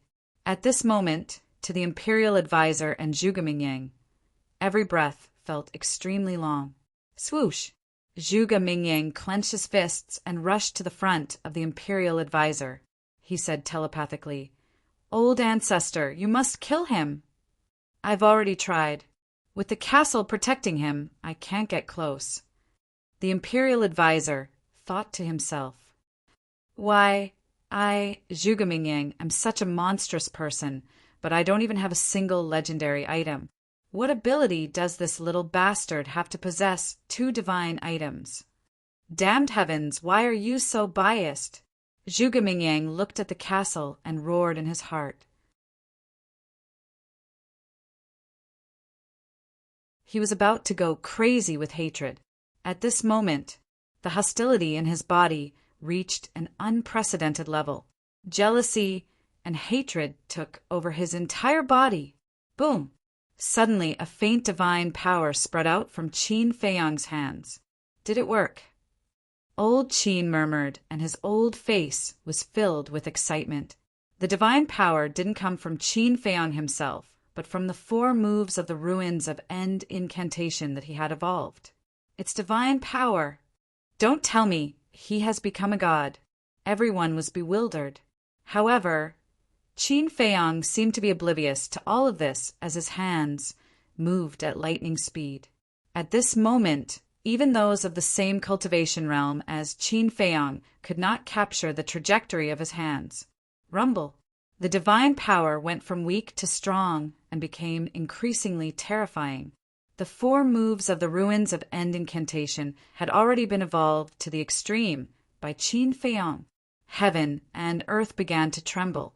In the starry sky, the hazy moonlight and resplendent starlight turned into ribbons that flooded the sky and converged towards Qin Feiyang. At this moment, the sky above the palace was as bright as day. Qin Feiyang stood in the moonlight and starlight. His skin was translucent and his long hair fluttered, emitting a mighty aura like a god that had descended to the world. Boom! About a few hundred breaths passed. The divine power of the 4 moves of the ruins of End Incantation had already soared to a terrifying extent and shrouded the entire place. An invisible force swept through the sky, causing countless people to tremble. One could even feel that terrifying aura thousands of miles away. All of a sudden, Qin Feiyang subconsciously raised his arm and pointed in the air. The first move of the ruins of End Incantation, landslide. The invisible force that roared around him suddenly turned into a torrent that blasted towards the Imperial Tutor and the other 2. The divine power was overwhelming. Provoking me? The Imperial Tutor was enraged. With a wave of his hand, the power of the false god rolled out and destroyed the invisible force as it pounced towards Qin Feiyang. The divine light of the ancient castle fell and formed a barrier. The power of the false god blasted on the barrier, but did not cause any waves and instantly disappeared. The collapse of the first move did not cause any injuries to Qin Feiyang either. Obviously, the ancient castle helped him to resolve the backlash of the collapse of the battle art. Immediately after, Qin Feiyang subconsciously pointed in the air again. The second move of the ruins of End Incantation. It also contained an extremely terrifying divine power. Don't go too far. Seeing Qin Feiyang provoking him again and again, the Imperial Tutor was furious and the power of the false god roared in the sky. But the final result was the same as before. He doesn't even know what he's doing now. It's just a subconscious action.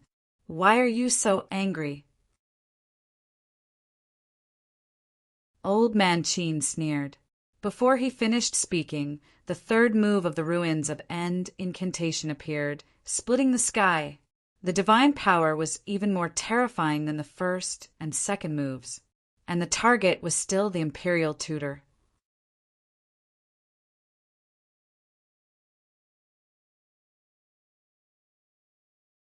Chapter 1368. However, what the Imperial Tutor did not expect was that the aura of the third move had already locked onto him. Bang! An invisible force blasted on his body. A destructive aura instantly spread out. The Imperial Tutor was fine. After all, he was a pseudo-god and Qin Feiyang was only a 4-star combat emperor. The difference was huge. However, Yan Wei and Zhuge Mingyang were not so lucky. Their cultivation was not as good as Qin Feiyang. Furthermore, they were not mentally prepared and their bodies were covered in blood. Fortunately, the Imperial Tutor reacted in time and erased the destructive aura. Otherwise, the 2 of them might lose their lives. After the event, Yan Wei smiled bitterly and did not say anything. However, Zhuge Mingyang was extremely furious. That sinister look in his eyes could not wait to cut Qin Feiyang into pieces. Bang! However, Qin Feiyang did not know this. He pointed his index finger in the air, and the fourth move of the ultimate appeared. It continued to roar towards the Imperial Tutor. The divine power that it emitted was almost twice as strong as the third move. The Imperial Tutor's face was gloomy. He waved his hand, and the divine power surged and easily disintegrated the fourth move. Although he could easily disintegrate Qin Feiyang's ultimate art, Qin Feiyang's unconscious provocation made him very angry. Look at Qin Feiyang again. After performing the fourth move, he lowered his hands, and the invisible force that filled the air gradually dissipated. Moreover, The sound of the wind, starlight, and moonlight also gradually dissipated. It's finally over. Elder Qin heaved a sigh of relief. However, Qin Feiyang did not open his eyes for a long time. His expression was extremely serene, as if he had fallen into a deep sleep.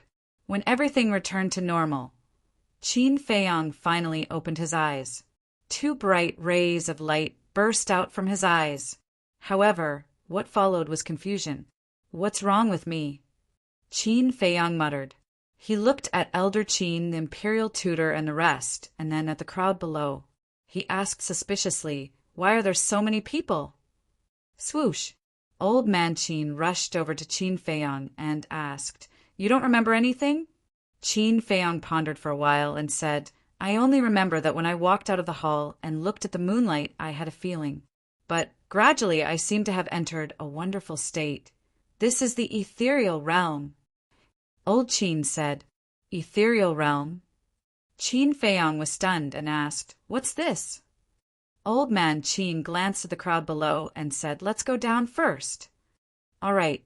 Qin Feiyang carried a bellyful of doubts as he plunged down towards Bright Sky Palace.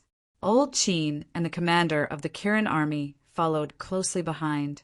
When the 3 of them entered Bright Heaven Palace, Yanwei retracted his gaze and asked softly, "My lord, what exactly is the ethereal realm?"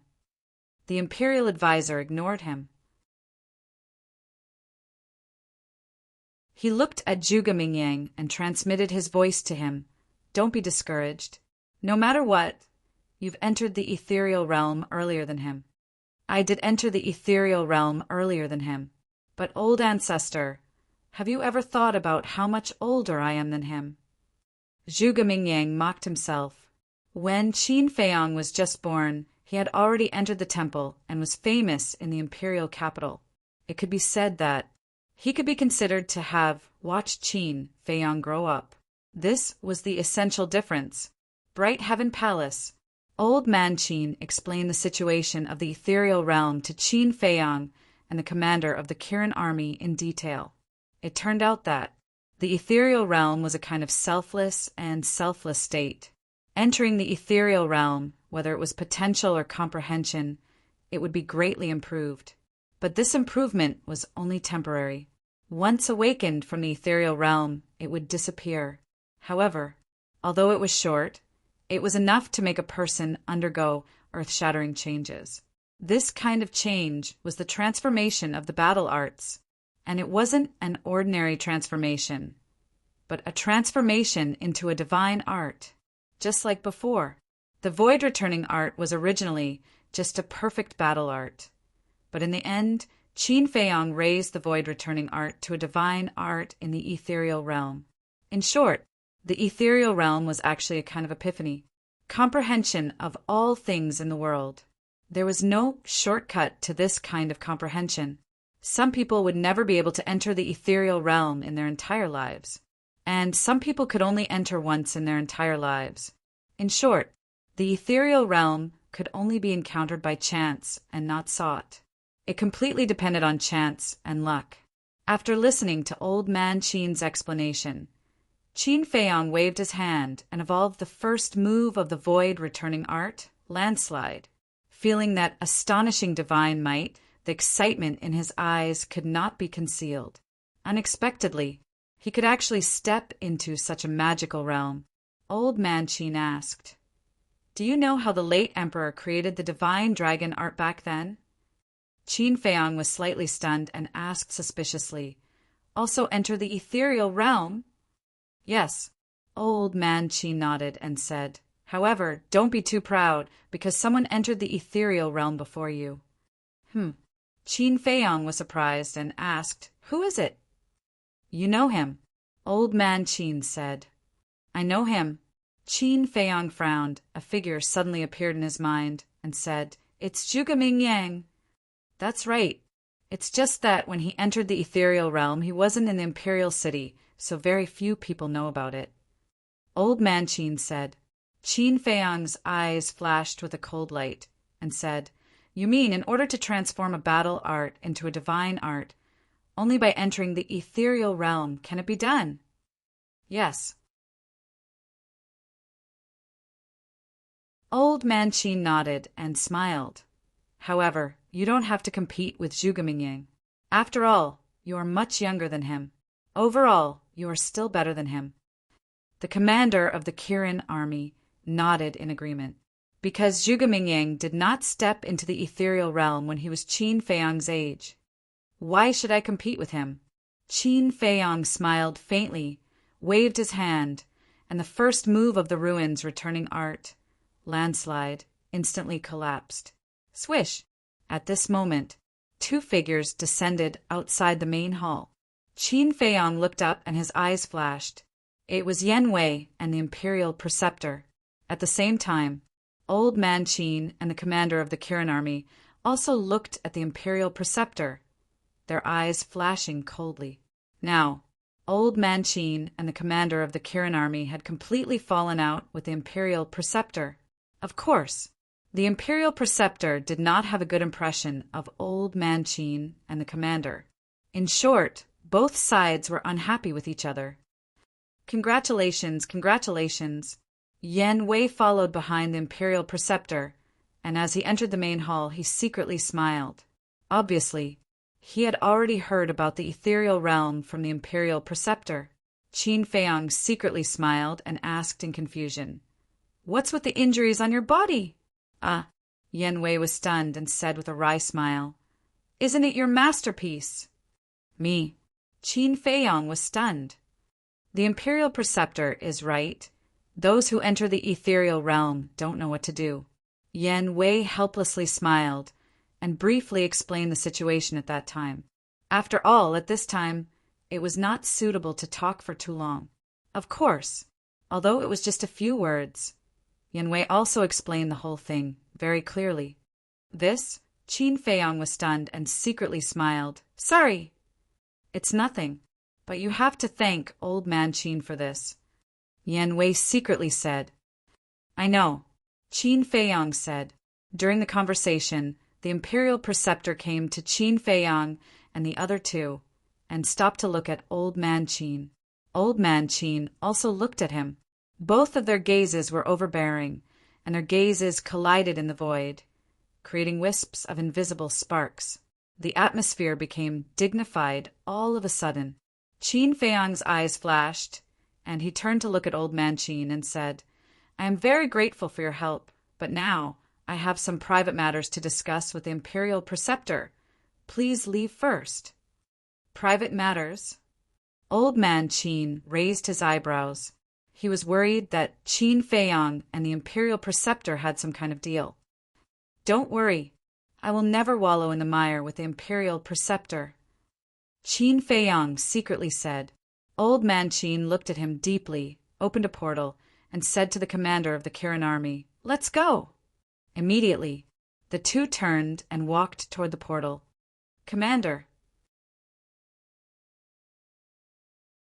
The Imperial Preceptor suddenly turned his eyes and fell on the commander of the Kirin army. The commander of the Kirin army stiffened and asked without turning his head, "What's the matter?" The Imperial Preceptor needs to remind you that you are the commander of the Kirin army, and your duty is to guard the safety of the Imperial Palace, not to follow an idle person all day and do nothing. The Imperial Preceptor said. The commander of the Kirin army felt a chill in his heart. This old man really didn't give up the idea of killing him. Now, he followed Old Man Qin, and the Imperial Preceptor couldn't find a chance. So the Imperial Preceptor wanted to use this method to make him return to the Imperial Palace. Once he returned to the Imperial Palace, it would be like a sheep in a tiger's mouth, and there would be no escape. What a vicious heart! He muttered in his heart, and his face was full of disgust. "I know what I am doing. Don't worry about the Imperial Preceptor." "It's good that you know what you are doing, or the Imperial Preceptor will have to consider whether to change the commander of the Kirin army."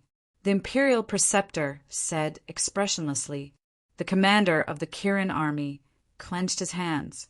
This was forcing him to return to the Imperial Palace.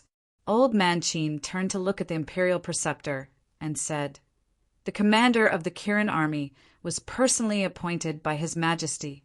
Without His Majesty's sacred order, are you qualified to replace him? The imperial preceptor said lightly, he was personally appointed by His Majesty, but now I am in charge of the state affairs. Old Man Qin said, not in charge, but in charge. Although there is only one word difference, the meaning is completely different. The imperial preceptor's eyes flashed a touch of sharp light, and he nodded. Yes, I admit that I am not qualified to be in charge of the state affairs. But what if the little prince inherits the throne? His face was full of ridicule. The implication was that after the little prince inherits the throne, he only needed to say a word, and the little prince would order to remove him from the position of the commander of the Kirin army. What? The little prince hasn't inherited the throne yet, and you are already planning to control him behind the scenes in the future. Old Man Qin sneered. Old man, be careful of trouble from the mouth. The imperial preceptor's face darkened. The little prince was still young and didn't have the ability to deal with the state affairs. Then what would happen after he inherits the throne? Naturally, he, the imperial preceptor, would be in charge. When the time came, whatever he said, the little prince would naturally have to do. But these were only his inner thoughts. He certainly didn't dare to show them. Who would have thought that Old Man Qin would directly expose his ambition in front of him at this moment, which made him angry out of shame?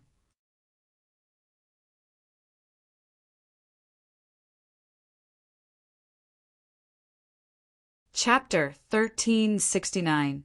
Disaster Comes from the Mouth? Old Qin snorted disdainfully, then looked at the commander of the Kirin army and said indifferently, Don't talk nonsense with those shameless people, let's go! The commander of the Kirin army nodded. Then, the two of them entered the portal without looking back. Looking at the backs of the two, the imperial tutors' killing intent rose. When the portal dissipated, Qin Feiyang laughed mockingly, then walked to the front of the throne, sat down on it and said indifferently, Lord Imperial Tutor usually doesn't come to the Three Treasures Palace for no reason. If you have something to say, just say it, don't beat around the bush. The Imperial Tutor raised his head to look at Qin Feiyang and said, I heard that you went to see Emperor Hong? Qin Feiyang said, Based on State Preceptor's ability, you should have known long ago, right? Why bother asking? Don't you feel bored? A hint of anger flashed through the Imperial Tutor's eyes. Without any more nonsense, he took out a jade box from his bosom and said to Yan Wei, Send it to him. Yan Wei nodded, held the jade box with both hands, and walked in front of Qin Feiyang. Qin Feiyang grabbed the jade box and opened the lid. Inside was the imperial jade seal. He curiously grabbed it in his hand, carefully examining it from top to bottom. Not to mention, from the outside, this imperial jade seal and the real imperial jade seal were almost the same. After looking at it, Qin Feiyang put the imperial jade seal into the jade box, and then looked down at the imperial tutor condescendingly and said, You really have guts, even daring to forge the imperial jade seal. The imperial tutor laughed and said, You can tell the real from the fake at a glance, as expected of His Majesty's most beloved prince. Are you deliberately provoking me? Qin Feiyang's eyes turned cold. These words are serious. Who in the world doesn't know what kind of person you, Qin Feiyang, are? Even if this imperial tutor has the guts, he wouldn't dare to provoke you. The imperial tutor laughed sarcastically. That's true. Qin Feiyang was not ashamed. Instead, he was proud. The imperial preceptor's face twitched. What a shameless bastard. He said, Cut the crap. Help me turn this imperial jade seal into a real one. Qin Feiyang smiled. When he heard that the state preceptor wanted to make a replica of the imperial jade seal, he had already expected this result. After coming out of the ancient castle, he was waiting for the imperial tutor to find him. However, if he agreed to the state preceptor's request so easily, it would show that he had no personality. What can I do when even you, the state preceptor, can't do? Qin Feiyang said with a smile. That's boring. This old man doesn't believe that you don't know that you're the only one in this world who can create the true Imperial Jade Seal, the Imperial advisor said. Qin Feiyong smiled but said nothing. The state preceptor walked to a chair at the side and sat down. He didn't urge Qin Feiyong and waited quietly. Based on the relationship between you and me, to be honest, I really can't find any reason to help you. What's more, when I entered the ethereal realm, you still wanted to kill me, Qin Feiyong said in a playful tone. In this world, there are only eternal benefits and no eternal enemies. As far as this old man knows, you told Emperor Hong that you would help the little prince ascend to the throne. This old man is also helping the little prince by doing this. So now we can actually be considered partners. As for attacking you before, you can't blame this old man, because if it were any other opponent, they would have done the same. The state preceptor said indifferently. Qin Feiyong said, "To be able to be regarded as an opponent by your state preceptor, I am truly honored. However, I still don't want to help." Why? Could it be that what you said to Emperor Hong was all fake? The state preceptor frowned. How would I dare to deceive Emperor Hong? But there are many ways to help the little prince. Why should I help you forge the Imperial Jade Seal? Qin Feiyong asked back. It's very simple. With the Imperial Jade Seal, the little prince's ascension to the throne is only justified. The state preceptor said, Lord State Preceptor, we are all sensible people. Why do you have to put on an act? You are so scheming to help the little prince. Isn't it for your own ambition? And I, as the little prince's brother, do you think I will help you harm him? Qin Feiyong sneered. Why does it sound so funny coming from your mouth? If you really care about these brotherly feelings, would you have cruelly killed the first prince and the others? The state preceptor retorted. Qin Feiyong grinned and said, After killing the first prince, isn't your Zhuge family the one who feels the most heartache? What do you mean? The state preceptor suddenly stood up. Nothing. I'm just saying, don't be so nervous. Qin Feiyong's face was full of ridicule. The state preceptor's eyes flickered. Why would this boy say such words? The one who felt heartache for the first prince was their Zhuge family. Could it be that this boy had already noticed something? Qin Feiyong changed the topic and said with a smile, Actually, it's not difficult for me to help you. The state preceptor looked at him suspiciously. Qin Feiyong said, Use a divine art in exchange. The state preceptor was furious. Don't be in a hurry to get angry. This world has always been like this. Only when there is effort, there will be gain. Although now you will lose a divine art, but you can use this to achieve your ambition. If you really want to calculate, Lord State Preceptor, you will only gain and not lose. Qin Feiyong said with a smile. The State Preceptor fell silent. If he could use a divine art in exchange for the great Qin's empire, of course it was worth it. However, he was afraid that Qin Feiyong would play tricks with him and end up in a situation where he would suffer a double loss. Go back and think about it carefully. Qin Feiyong smiled faintly and directly ordered him to leave. The State Preceptor gritted his teeth and said in a deep voice, There's no need to think about it. This old man will agree to you now. However, I don't have a divine art, but I have a divine artifact. Moreover, you have to promise to help this old man and help the little prince ascend to the throne. As expected of the State Preceptor, you are decisive and direct. So what if it's a divine artifact? Give it to me. Qin Feiyong's face was full of admiration, and he reached out with a smile. The State Preceptor took a deep breath, and with a thought, a divine light swept out from his sea of qi and flew in front of Qin Feiyong. It was a book. However, it was different from ordinary books. This book was made of an unknown divine metal, and it was suffused with a jet-black light. A shocking, murderous aura could be felt from afar. On the cover of the book, there were 3 bold words written on it. 10,000 Beasts Diagram. These 3 words seemed to be condensed from divine power. Every stroke carried an imposing aura that oppressed the soul. 10,000 Beasts Diagram, Qin Feiyang frowned. Although this iron book did have the aura of a divine artifact, he still couldn't help but wonder if it was really a divine artifact. What's wrong? You suspect that it's fake? Seeing Qin Feiyang not speaking for a long time, the state preceptor frowned and said. Qin Feiyang nodded and said, "Yes, you can only blame yourself for being too cunning. I have to guard against it. Or is it this old man's fault?" The state preceptor suddenly couldn't help but be angry and said, "Now this old man will erase the blood contract and let you drip blood to recognize it as your master to verify its authenticity." After saying that, with a thought, the blood contract immediately dissipated. Qin Feiyang didn't hesitate and immediately dripped blood to recognize it as his master. After recognizing it as his master, a huge amount of information immediately poured into Qin Feiyang's mind. Qin Feiyang looked carefully. In the end, a trace of surprise climbed up on his face. This 10,000 Beasts diagram was really a divine artifact. There were a total of 99 pages. Each page was made of divine iron and as thin as a cicada's wing. And according to the information, these 99 pages, each page could summon a beast spirit to help the master fight.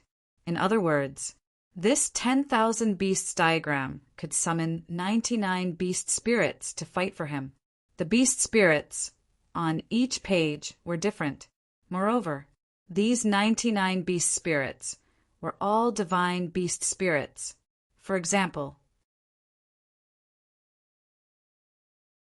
Divine Dragon, Fire Phoenix, Qilin, Torch Dragon, Hell Godhound, and so on.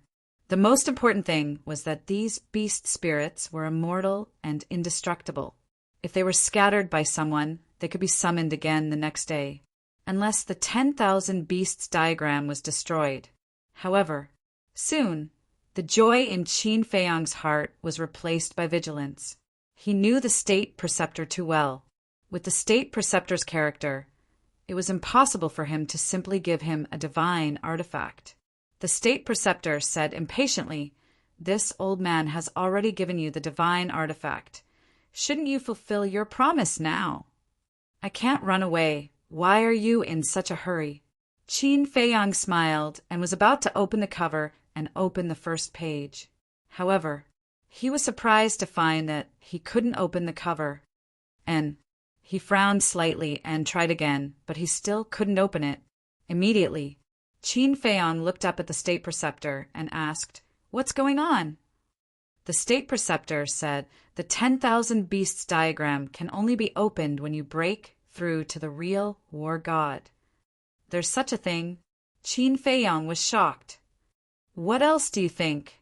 If I could flip it open, I would have flipped it open when I fought with Renduxing back then." The state preceptor snorted coldly. "I was wondering why you haven't used the 10,000 Beasts diagram before. It turns out that you can't open it." Qin Feiyang suddenly said, "You've gotten a big bargain." According to this old man's estimation, this 10,000 Beasts diagram is at least on the same level as Changshui and the castle. The state preceptor said, "On the same level as Changshui?" Qin Feiyang shook his head and smiled noncommittally, although he didn't know what level Changshui and the castle were. But he was sure that this so-called 10,000 Beasts diagram was definitely not comparable to Changshui and the castle.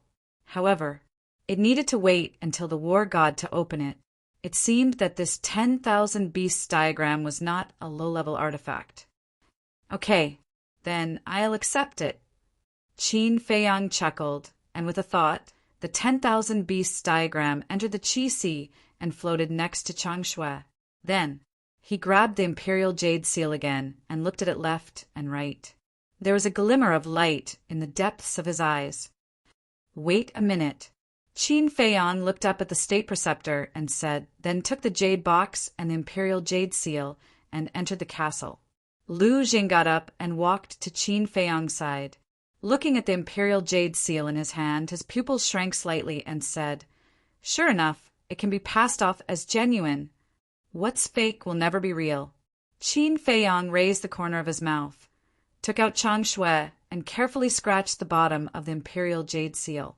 Immediately, a gap appeared.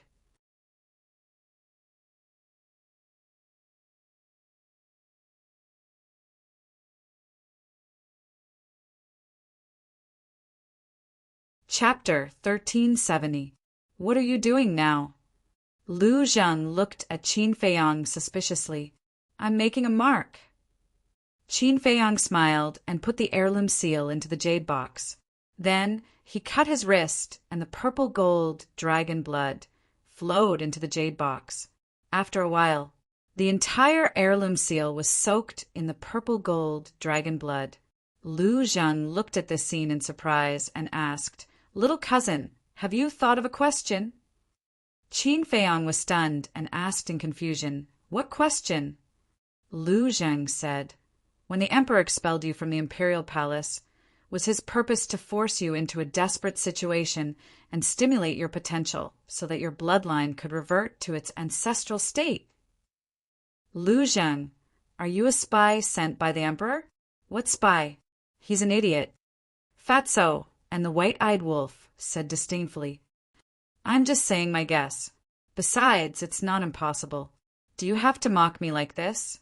Lu Zhang glared at them with dissatisfaction. "Absolutely impossible."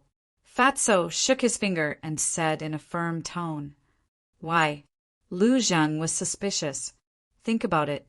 If it's really like what you said, that the emperor expelled Boss from the imperial capital to stimulate little Qin Zi's potential and force his bloodline to revert to its ancestral state, then why does the emperor continue to fight with him now that little Qin Zi has done it?" Fatso said. Lu Zhang was stunned and nodded. "That's true." Fatso mocked.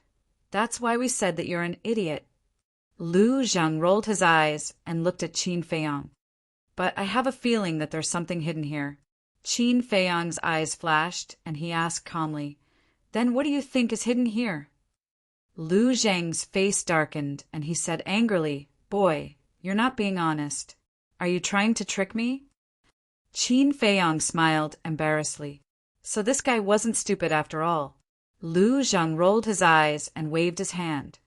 All right. Let's not talk about this anymore. What's your next step? What other plans could there be?" "Naturally, I'm going to continue my battle with the imperial advisor." Qin Feiyang smiled coldly as he left the castle and appeared in the main hall. State Preceptor immediately looked at the jade box in Qin Feiyang's hand. "Take it." Qin Feiyang sat on the chair and said lightly. The State Master nodded at Yan Wei. Yan Wei quickly walked to the front of Qin Feiyang and returned to the side of the State Preceptor with both hands holding the jade box. The Imperial Preceptor looked at the purple gold dragon blood in the jade box and immediately beamed with joy. He cupped his hands and said, "Thank you. I also wish us a happy cooperation. I'm sure it will be very enjoyable." Qin Feiyang smiled faintly. The State Preceptor took a deep look at Qin Feiyang, then opened a portal and left with Yan Wei. Qin Feiyang also entered the castle again. He took out the 10,000 Beasts illustration and handed it to Lu Zhang. "Take it back and let Second Grandpa take a look. Is there any problem with this divine artifact?" "You're too cautious." Lu Zhang was speechless. He took the 10,000 Beasts illustration and looked at it curiously. "I have no choice. I have to be cautious when facing the State Preceptor." Qin Feiyang sighed. Lu Zhang looked up at him and nodded helplessly. "All right, I'll go back right away. Who told me to have a troublesome cousin like you? I don't even think you're troublesome." Qin Feiyang glared at him fiercely, then waved his hand and sent Lu Zhang back to the castle. Fatso rolled his eyes, got up and ran to Qin Feiyang's side, and whispered a few words stealthily. Qin Feiyang listened and frowned. "They clearly don't want to see me.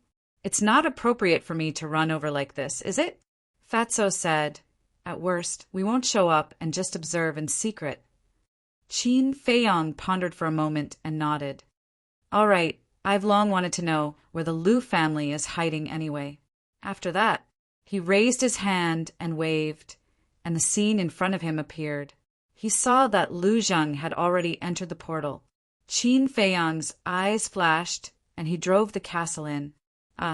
At the same time, in a courtyard, the state preceptor stood in the hall, looking at the jade box on the tea table. The excitement on his face could not be concealed. Yan Wei looked at the jade box suspiciously, then looked at the state preceptor and said, Your Excellency, I still don't understand why you need Qin Feiyang's blood to imitate the imperial jade seal. The state preceptor said, You're wrong. It's not that you need Qin Feiyang's blood, but that you need purple gold dragon blood. You need purple gold dragon blood? Yan Wei was startled and asked puzzledly, Why is that? The state preceptor explained, Back then, when the previous emperor created the imperial jade seal, he fused some purple gold dragon blood into it. Therefore, the real imperial jade seal carries the aura of the purple gold dragon blood. Yan Wei suddenly said, So that's how it is. That's why you went to Qin Feiyang and asked for the purple gold dragon blood. There's nothing I can do about it. In the world today, only he has the purple gold dragon blood. If I don't ask him for help, I won't be able to deceive Emperor Hong. The state preceptor's face was full of helplessness. Yan Wei frowned and said, Then you don't have to look for him personally. We can think of other ways, such as finding an opportunity to plot against him. Wouldn't we be able to get the purple gold dragon blood? It's not that this old man hasn't thought of other ways, but you also know that some time ago, Zhuge Jinghong was clamoring every day and even insulted his mother, but he still couldn't force him to make a move. Moreover, he has the ancient castle. If he encounters danger, he can hide in it at any time. So, this old man is too lazy to waste this time. The state preceptor said,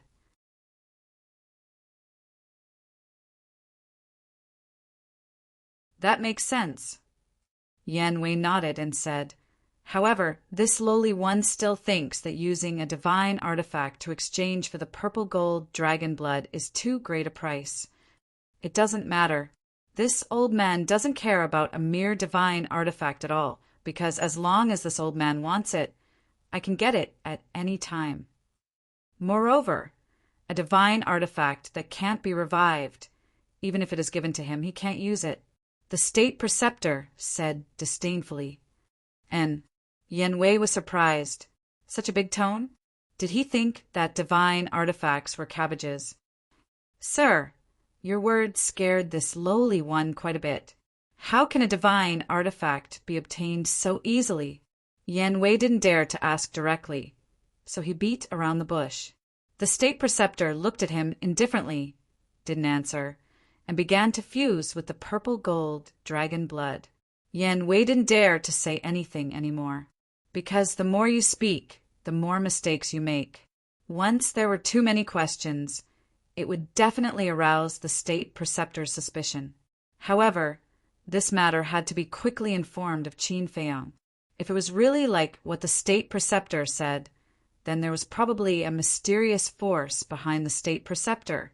Otherwise, how could he dare to say such big words? At this time it was late at night.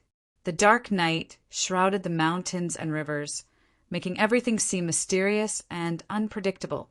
A village was located in a certain mountain range.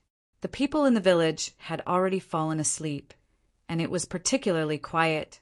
In front of one of the courtyards, an old man dressed in linen was lying on an old wooden armchair, fanning the cattail leaf fan in his hand while admiring the moonlight. He looked quite comfortable. Second Grandpa, I really envy your life, carefree all day. Suddenly, a voice filled with jealousy sounded. Then, a dark-skinned young man appeared in front of the old man. It was Liu Zheng. I'm old and useless. I can only stay in the village, drink tea, and admire the moon. What's there to envy? If I really want to talk about envy, it's an old man like me. I envy young people like you. You have the energy, the drive, and the courage to do anything. Second Grandpa glanced at Lu Zheng and chuckled. Will you die if you don't pretend? Lu Zheng pursed his lips. Of course. He only dared to say this in his heart. Second Grandpa asked, Why are you back? Lu Zheng was immediately dissatisfied and said, That's strange. This is my home. I can come back whenever I want. Why do you care? Second Grandpa said helplessly, I didn't say that I care. But since you're back, there must be something. Lu Zheng said angrily, I'm puzzled. Can't I come back if there's nothing? The veins on Second Grandpa's forehead bulged, and he said with a dark face, The generation gap between us is too big. We can't chat. You finally said something right. Lu Zheng said with a smirk, Are you looking for a beating? Second Grandpa pretended to be angry. Lu Zheng hurriedly took a few steps back, waved his hand, and said with a smile, Let's stop joking. See if there's any problem with this. After that, Lu Zheng took out the picture of 10,000 beasts. Second Grandpa looked at the picture of 10,000 beasts, and his eyes suddenly lit up. He said, It's actually a divine artifact. Where did you find it? How can I have this ability? My little cousin extorted it from the state preceptor. Lu Zheng shook his head and said, This boy is quite capable. He can actually snatch the divine artifact from the state preceptor. Second Grandpa's face was full of praise. Lu Zheng said, Second Grandpa, why do I feel that in your eyes his grandson is more important than me? Your biological grandson.